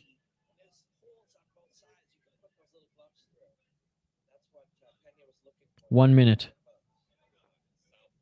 Oh, we're trying for that straight front kick. It was Pena again. Overhand left by Boudegzdame, but a good job by Pena for moving out of the way. Pena's got some sick striking, but Boudegzdame doing a good job of keep moving forward. Nice straight left jab by Boudegzdame, followed by the right. The right didn't land, but that straight left jab seemed to stun Pena just for a moment. Pena's okay, though. I think Pena's got his timing just down a little bit more than Boudegzdame so far. Oh, a nice side kick by Pena. Right to the body. 25 seconds left in this first round. Oh, and there you go. Pena goes for the takedown, and he gets it. Huge swing and a miss by Boudegzdame, and Pena takes advantage of that and actually gets a takedown. Pena with a beautiful round. Beautiful round by Pena up against a grappler.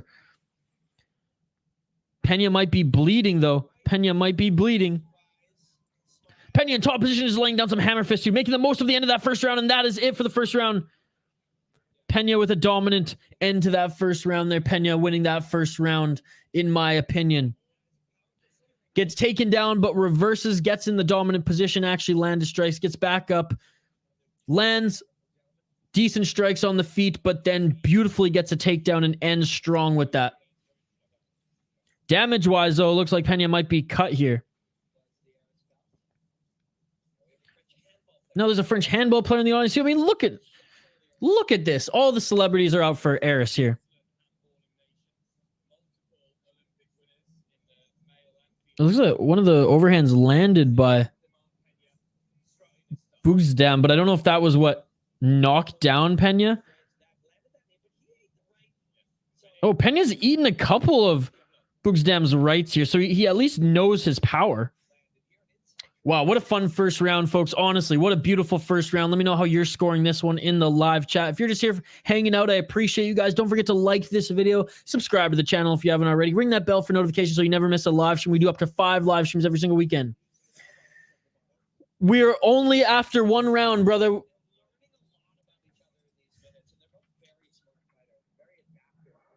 Round 2.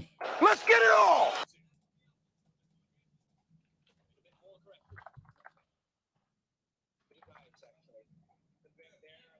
All right, we're in the second round here. Ooh, some nice shots by Elias Boudegzdame. Pena looking for the counter strikes. Oh, and a nice right hand lands on Pena again, and Pena goes for the takedown. Beautiful judo throw by Pena right into side control. That was amazing by Pena to get that. Tries to get into north-south, getting back up to his feet as Boudegzdame. A couple of hooks by Pena on the way up. That was a beautiful takedown by Pena. Again, Boudegzdame, he's moving forward. The Algerian, he's supposed to be the grappler. He's supposed to be the one throwing the takedowns. Yet Pena is the one reversing ground position. Pena is the one with the beautiful takedowns. And Pena is the one seemingly outstriking Boudegzdame as well. However, Boudegzdame has landed a couple nice right hands. 3 minutes and 50 seconds on the clock, folks. And Pena now going for a takedown again, easily stuffed by Boudegzdame. He's trying to go for a single leg there. Maybe Pena doesn't like these shots that he's taking as Boudegzdame rocks Pena again with a right. I thought that this would be Pena on the feet all day, every day, but Boudegzdame's actually getting the better of Pena on the feet. Pena seemingly is getting the better of Boudegzdame on the ground. 3 minutes and 26 seconds on the clock. Pena's slowing down now. Pena's slowing down. His striking is not as crisp. That right hook lands, but it's not as crisp as it was in that first round. What a title fight thus far, folks. Inside low kick by Pena. Pena was looking for that elbow. Doesn't land. I don't know what you're asking. I said we are in the second round. We are in the second round.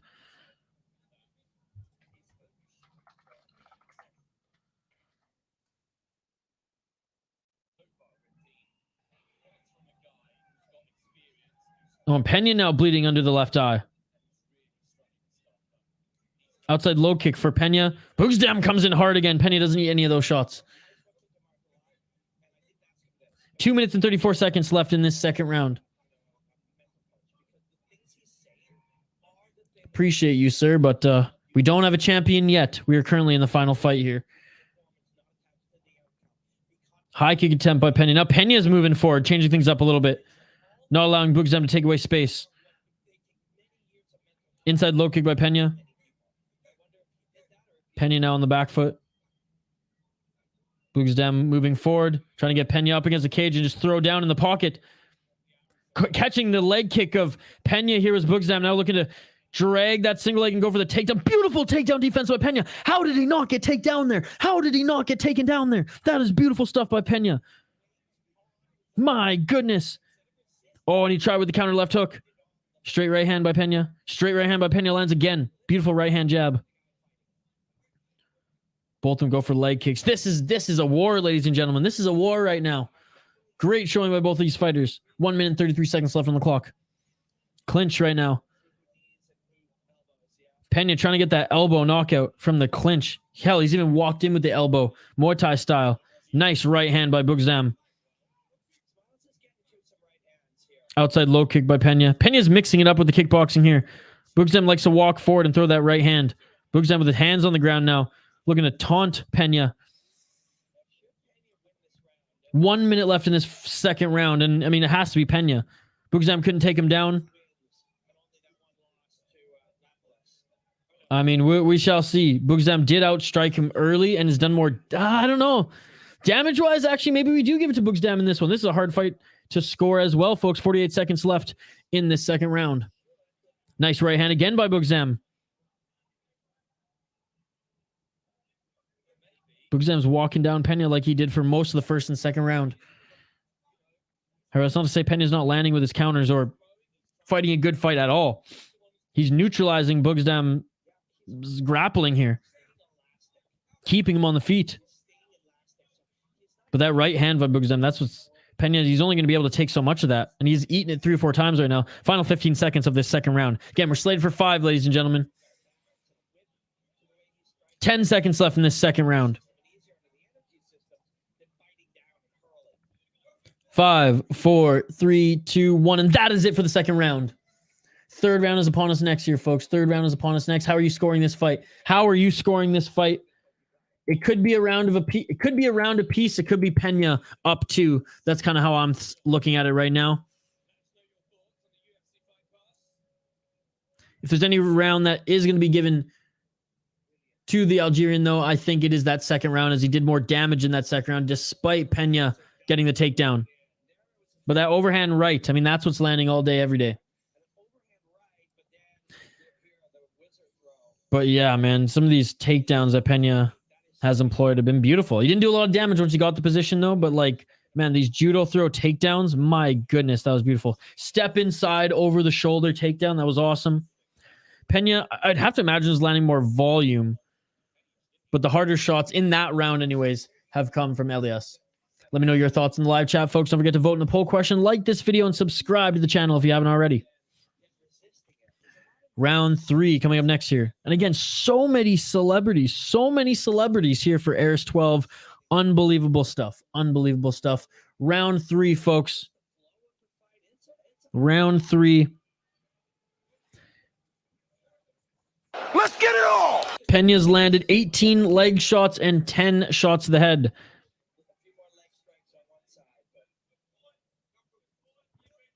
Inside low kick. That one was actually checked by Boudegzdame. Walking forward is Boudegzdame again. Inside low kick. Oh, that right hand by Boudegzdame just cranked Pena. Pena's got a hell of a chin. Pena's got a hell of a chin.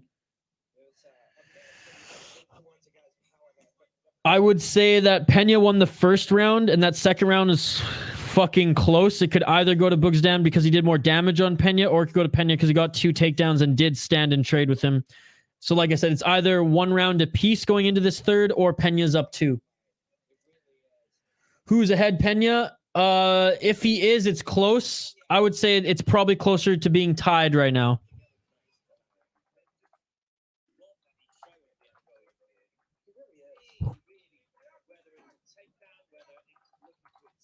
But Pena gets this takedown now, and he's in the top position.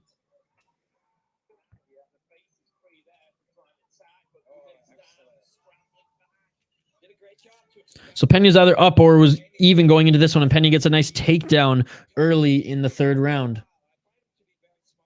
Pena, modified half guard side control right now, trying to do the same thing he did in that first round, which was just pin Boudegzdame side up against the cage right here and employ some ground and pound. Nice lefts from Pena from the top position. Looks like there's a little bit of a cage grab there by Boudegzdame, but didn't really help advance position by any means. Cage grab each for them.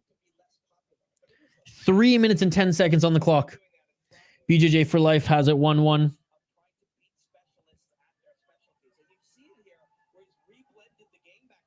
Pena, though, winning this third round thus far. Pena's got to throw a little bit more on the top here, but he is focusing on getting out of this half guard and maybe trying to get into mount. Good job by Pena. Elias almost swept that leg there. Pena got his body lock back and is looking to probably drag Boudegzdame off the cage here. Good shot to the liver by Pena. 5 round, buddy. It's 5 round for the vacant bantamweight title. Thank you so much for joining. Pena now in the full guard. Pena not allowing Boudegzdame to get up at all. And Pena, he's mixing in some striking here. That's the thing. It's not super dominant like it was in the first round, but he is mixing up some striking here. Good scramble, though, by Boudegzdame. 2 minutes left on the clock.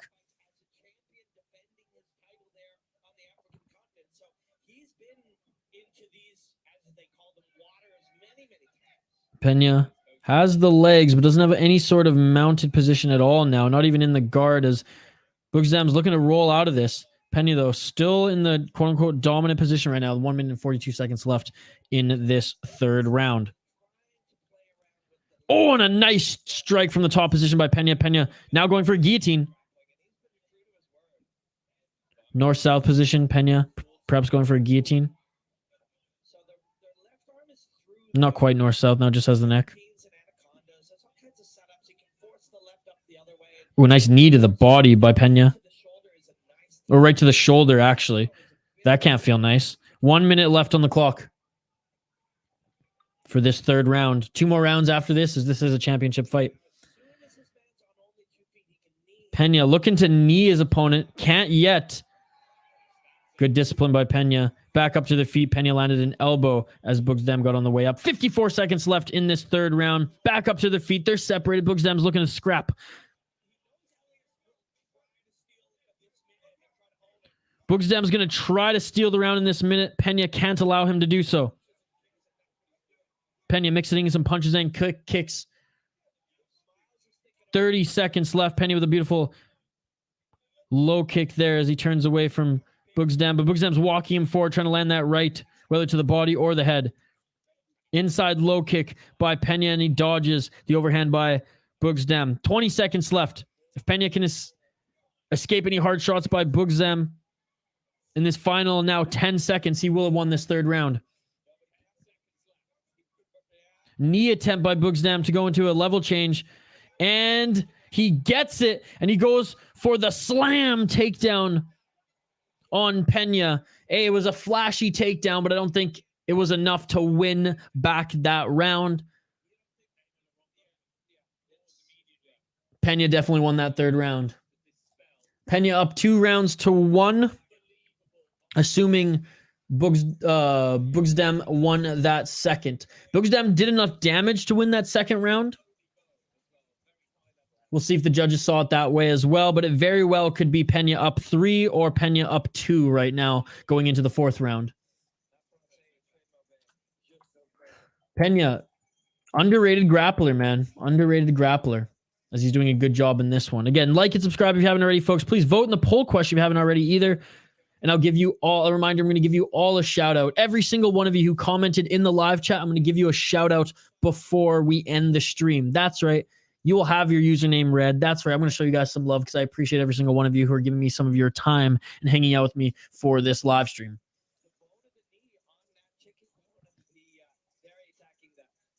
All right. Fourth round is upon us here, folks. Fourth round is upon us. Pena definitely up in this fight, but by how much is the question? Is he up by 3 rounds or is he up by 2 rounds? All right, round 4, folks. Let's get it on! Let's get it on. What's up, Soto? Thank you so much for joining, brother. Love the Jack Eichel picture, as always. How are you this Friday? Oh, and a leg kick by Boudegzdame, and then a right hand followed by Pena. Pena with a nice straight right. Pena with a couple shots there. Pena now with a flurry of shots there. I think he might have landed a left hook. I don't know what was going on there.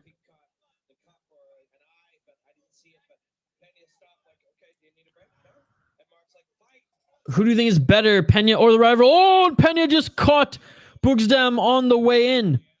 I think Pena has a little bit more tools. But Elias is a damn good fighter as well. Elias is, it's funny because I'm surprised. Elias is doing better on the feet than I thought he was, and Pena is doing better on the ground. I think overall Pena is just a little bit more skilled, but they are pretty even to this point.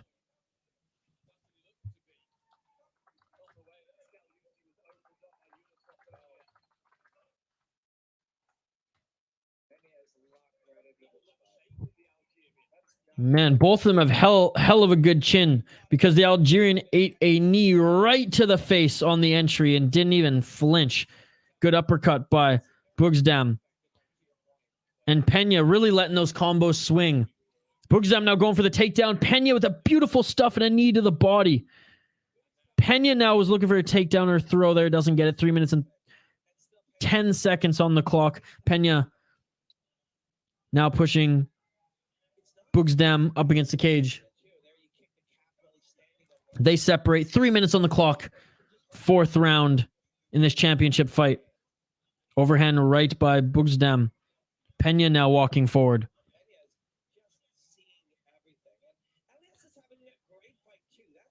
Pena with a straight right jab. Pena with a body shot. Now Pena going for the single leg, and he trying for the flying armbar was Boudegzdame. Doesn't get it. Doesn't get it, but now he's attacking the knee. Now he's attacking the knee of Pena. Pena's rolling, trying to get out of it here, and attacking the ankle was Boudegzdame, and Pena with a beautiful scramble that gets out of it back on his feet. I thought for a second Pena might be in trouble for a knee bar there or something. Boudegzdame now still has the body lock. They're on their feet. They're on their feet. Boudegzdame with the body lock. 2 minutes and 16 seconds left in this 4th round. Pena even throwing shots Volkanovski style to his back as Boudegzdame's hugging him on the back right now, looking for the throw. Pena with beautiful. Pena reversed right off him, threw him to the ground, and now laid down some elbows. Beautiful work by Pena in this 4th round. Boudegzdame going submission heavy here. Maybe he even gave up that position a little bit to maybe go for an armbar, but Pena read that to a T and is now in the full guard of Boudegzdame.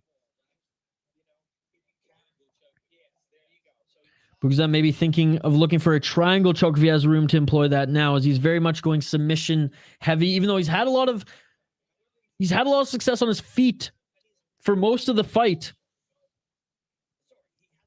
Maybe feels it's starting to slip away and is recognizing he needs to end it. Shots from the full guard is Pena from the top position. Body shots by Pena. Nothing too crazy. Still just kind of settling in the full guard of Boudegzdame. Pena is throwing some muffin shots to the body. Mark Goddard now telling Pena to work. Pena trying to pass into half guard. 50 seconds left. Some shots on the bottom by Boudegzdame. Pena re-entering the guard.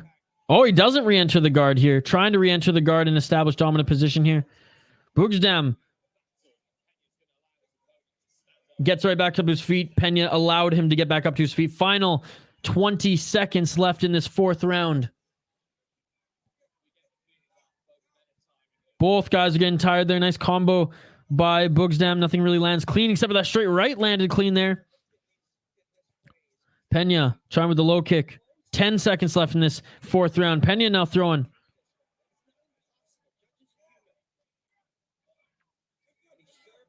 And that is it for the 4th round. 5th and final round coming up next here, folks. This main event of the evening. ARES 12 for the vacant bantamweight title. Let me know who you folks think is winning this fight. I have Pena up personally. The only round that I can really see Boudegzdame taking is round 2. Round 3, Pena just landed more, controlled more.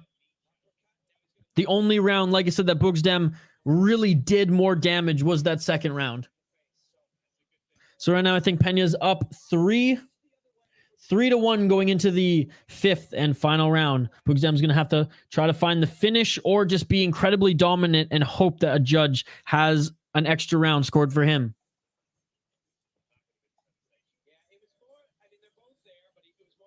Still got a few more seconds until this 5th and final round begins. Okay, here we go, folks. 5th and final round, ARES 12. After this, it wraps up the fight card. Final fight, final round for the championship belt. Let's freaking go. Round 5. Let's get it all! And Pena outstriking his opponent like crazy. It was like 148 to like 50 something on the cards there.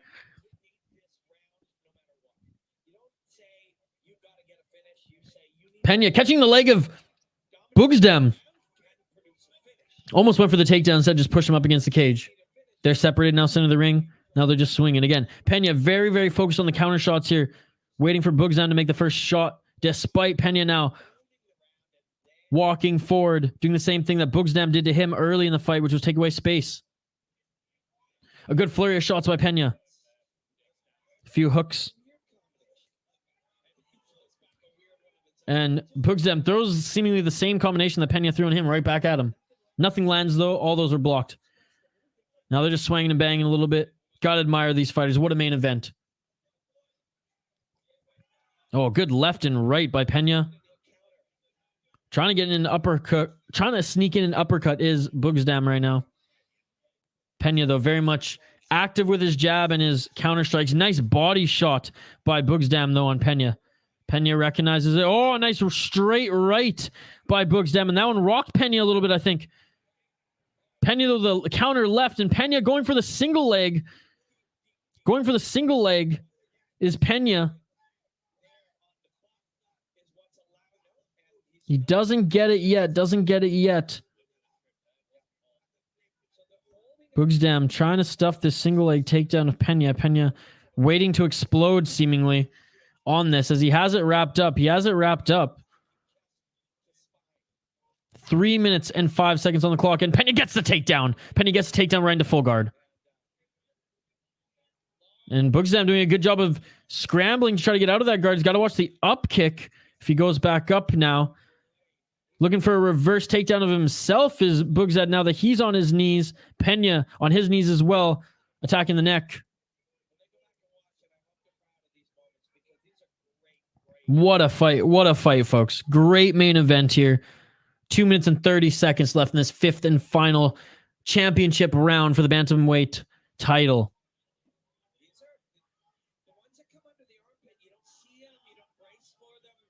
Still sprawled is Pena. Boudegzdame has to do something here. It's kind of a stalemate position. Goddard might stand them up here. Goddard warns them. Says, yes, you got to work. And here we go. Boudegzdame kind of responds here by seemingly trying to follow through this a little bit more. Pena back up to his feet. Elias back up to his feet. They're separated. 1 minute and 54 seconds. High kick attempt by Pena. This must be a good fight because the chat just quieted down. I love it. I don't love it that it quieted down. I just love that you guys are all into it as well. Nice counter left by Pena. Boudegzdame doing a good job with the body shots and quick combos as well. But Pena just landing a little bit more. There's that left hook by Pena. Inside low kick by Pena.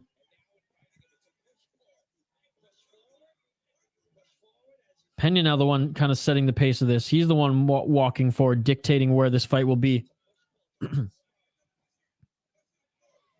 1-2 missed by Boudegzdame. Inside low kick by Pena, followed by a nice left hook by Pena. Boudegzdame seemed a little wobbly after that one. Pena, with 1 minute left, smells the blood, knocking out Boudegzdame's mouthpiece. All right, 55 seconds left in this fifth round. Pena rocked Boudegzdame a little late there. Let's see who wants it more. 48 seconds. Who wants it more? Pena now throwing some big elbows there in the clinch. Pena is bleeding. Pena's wearing some damage, but I mean, he is dominating us. Oh, and a nice right and elbow by Pena. Pena finishing off strong with a good combo there. Good knee to the body. Knocks out the mouthpiece of Boudegzdame again. And Pena's pushing here. 20 seconds left. I don't know if Mark Gard is going to have enough time to stop this. Going for maybe the single leg was Boudegzdame again. Pena blocked it there. 13 seconds left. 13 seconds left. Both guys swinging. 5 seconds left. Both of them swinging here. Going for that overhand, as Boog said. And that is it. That is it, ladies and gentlemen. And it's all over! We We went 5 rounds for the bantamweight championship belt here. Who do you think won this one? Who do you think won this fight? I mean, Boudegzdame, he maybe could have won that 3rd round. I truly believe that at the most, Boudegzdame got 2 rounds. I personally think that Pena got 4 rounds in that fight. That 2nd round was the only one that I really think Boudegzdame could have got based on damage. Now, I know Pena was cut open at the end of the 5th round as well, but I do think he landed more and just was more dominant in that 5th and final round. So we shall see who wins the bantamweight championship belt via decision. We will see the scorecards and we'll see how the judges score this one here. Great display of respect by both these guys as they embrace here. But let me know your thoughts. Pena UD, I predicted it. I think Pena won this one. Means he strikes landed. Pena 98 to the head, 47 to the body, 56 to the legs. Boudegzdame 51 to the head, 18 to the body, 5 to the legs. I mean,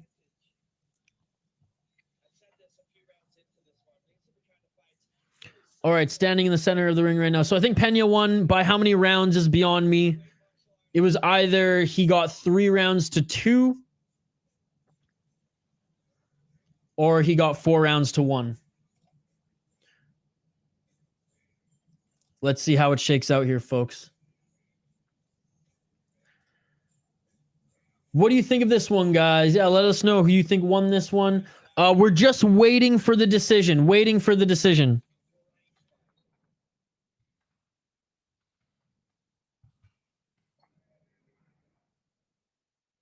Some French are saying it's the best fight in ARES history. I think the comeback last one. No, the comeback last one was my favorite fight. This was a very, very good fight though, but I think that comeback in the last ARES fight to win double champ, that was for me. But this is up there, French MMA. Okay, we're waiting. We're listening in for the official decision.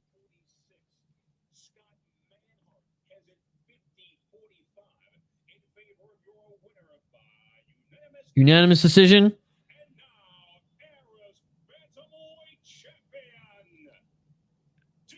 Demarte Pena wins unanimous decision, and he is the new ARES bantamweight champion of the world.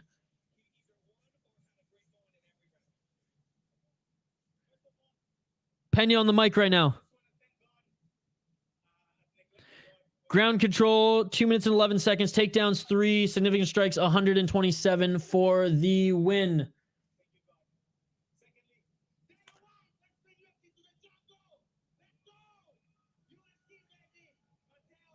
ARES, are you saying, Dana White, let's bring UFC to the jungle. Bring it to Africa.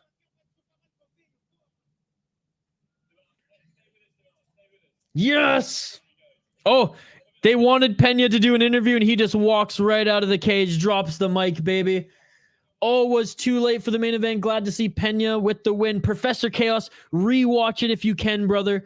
People are saying that it's one of the greatest fights in ARES history thus far. Professor Chaos, it's good to see you, brother. It's good to see you. Professor Chaos, are you going to be joining us for BKFC later? Pena won, unanimous decision. It was a great fight. One of the best fights that we've seen in ARES thus far. French MMA was saying that some French people are saying that was the best fight in ARES history. I would have to say that the man who became double champ on the last event on ARES 11, I think that was one of the best fights just because, like, what a comeback. What a comeback. And it went 5 rounds too, but man, what a fight. I scored it every round for Pena other than the 2nd. I could see how the 5th also went to Boudegzdame as well, but I had Demarte Pena winning 1, 3, 4, and 5. Really appreciate it. Good night, boys. Good day. Sorry, Europeans. Reflex. Salut, mon ami. Merci. Merci for everything. Thank you for everything. Everyone go support French MMA _ on Twitter. French MMA. Cannot wait for ARES 13, brother. Cannot wait for ARES 13. Have a great night, and maybe I'll see you if you're watching UFC tomorrow. At least Pena won dominantly, unlike the other Pena. Yes, indeed. Wow. What a great fight. What a great fight. All right, I'm going to start giving my shout outs, folks, as this event is coming to a close. I'm also going to go grab some dinner and prep for, well, I just have to get my the rest of my streaming assets set up for Knuckle Mania 3. That's right. BKFC is the next stream we're going to be doing on this channel today. Then tomorrow we'll also be doing UFC. Let me know if you guys have any suggestions for me to fill out my schedule tomorrow. Maybe I can do another stream before UFC. Let me know if you have any suggestions for promotions that you want me to cover. Cannot wait for Cyril Gane versus Jones. It's going to be awesome, BJJ for life. Honestly, Nigerian MMA is better than Canadian MMA. Right now it is, brother. Right now it is. What time is BKFC? I'm interested in Fury FC and LFA. So much action today. I know there's so much action. That's why I had to pick one, right? We did LFA last week, so I figured I'd do BKFC tonight. They all start around the same time. 8 p.m. Eastern, I believe, is when BKFC begins. Diego Sanchez in the main event or co-main event for BKFC, and John Dobson is back from Ryzen competing in BKFC as well. I know there's Fury FC, LFA, PFL Challenger Series, and Bare Knuckle tonight. So obviously you guys know I can't be in 1,000 places at once, so we decided to do BKFC tonight. Gonna show John Dobson and Diego Sanchez some love. Mendez is not fighting tonight, but Diego Sanchez and the Dobson brothers are. Knuckle Mania, folks. Knuckle Mania. I'm going to double check to see Money Mendez is on, but I do not think he is.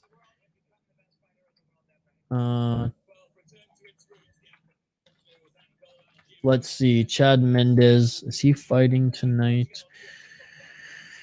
No, he doesn't even have a fight booked yet. He did beat Joshua Alvarez in his last BKFC fight, Knuckle Mania 2. But no Money Mendez on Knuckle Mania 3 here tonight. Damn good names for BKFC. Was the card under promoted? Flew under my radar. No, man, it was pretty well promoted. I mean, Greg fucking Hardy's on that card as well.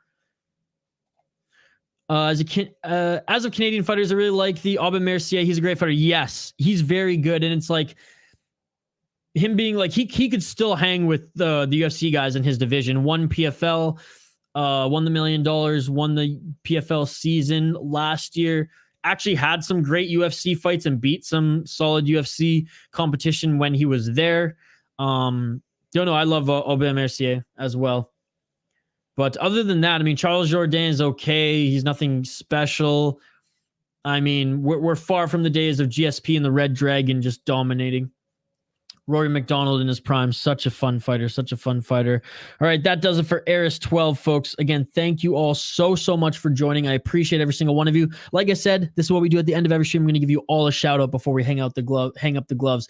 Lucas Odie, one of our newest community members here. Thank you so much for joining. You fit right in. We have MMA junkies here.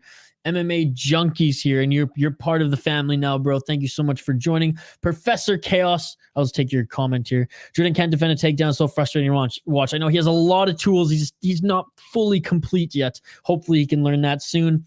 Professor Chaos, thank you so much for joining. JL, shout out to you. Shout out to BJJ for life. Shout out to French MMA. Shout out to Belastro Pena. Shout out to, I don't know how to pronounce your name, but shout out to you, sir. Shout out to Diego. Shout out to Peak Master. Christian Juarez. Shout out to Shane Van Nice. Shout out to Jay. Shout out to Michael. Shout out to you. Shout out to Shahrukh. Thank you so much, Shahrukh, for joining as well. Shout out to Seven Worlds. Thank you so much, Seven Worlds. Leo the Dawn, appreciate you, brother. Thank you, Leo the Dawn, for joining. Habib, thank you for joining as well. Habib, I know I'll see you tomorrow. Attaboy, shout out to you, Attaboy. Thank you so much for joining. I appreciate you, Attaboy. Aline Oliveira, shout out to you, Aline. Appreciate you for joining as well. Shout out to MaxCon. Shout out to MaxCon. Thank you so much, Max, for joining. T, glad you won some money, T. Mr. MySack, thank you so much for joining. Brian Park. Shout out to Brian Park. Thank you so much for joining. Brian. Zoomer Loyalist. Shout out to you, Zoomer. Glad you got a new car, brother. Shout out to Shane Loveridge. Thank you so much, Shane Loveridge, for joining. Who else was here? Brian and Brittany. Shout out to both Brian and Brittany. Thank you so much. Shout out to Arthur. Thank you so much for joining, Arthur. I appreciate you, buddy. Living with H. Shout out to Living with H. Thank you so much, as always, for supporting the channel. Average Fight Fan. Thank you so much, Average Fight Fan, for joining. Benjamin, he wasn't watching, but he was listening. Thank you so much for joining. My Russian brother, thank you so much for joining. I appreciate you. Thank you so much, Nan Nguyen. Thank you so much, Nan Nguyen, for joining. Hernan, thank you so much for joining. TRPZ, thank you so much as well for stopping by. Absolutely love you all. And Professor Chaos for getting us started again on the live chat. Cheers, mate. Really enjoyed the stream. I'll tune in more often. Well, hopefully I'll see you tonight, if not later tonight. Hopefully to see you tomorrow for UFC. And hey, even if I just see you once a weekend, brother, every weekend we're doing up to 5 streams. Check out some of the other content that we post on the channel as well. If you want to get to know myself and the co-creator of the channel, Kyle Mudge, we post vlogs every Saturday, UFC picks and predictions, as well as a bunch of other stuff. I appreciate you. Soto, hello and good night. Thank you, Mr. See you tomorrow. Well, thank you, Michael. See you tomorrow as well. That's it for me, folks. I will see you in a couple hours back here on the channel for Knucklemania 3 BKFC. You all are amazing. Salut à tout le monde. Merci beaucoup. Love all the French fans here. Vive la France. That's it for ARES 12. We'll see you back March 9th for ARES 13. We'll see you later tonight for BKFC on this channel. Like and subscribe. Ring that bell for notifications, folks. And I will see you on the next live stream. Peace. Your shield in the fiercest battle, I'll defend you from all these arrows, and the sword I will keep you from danger.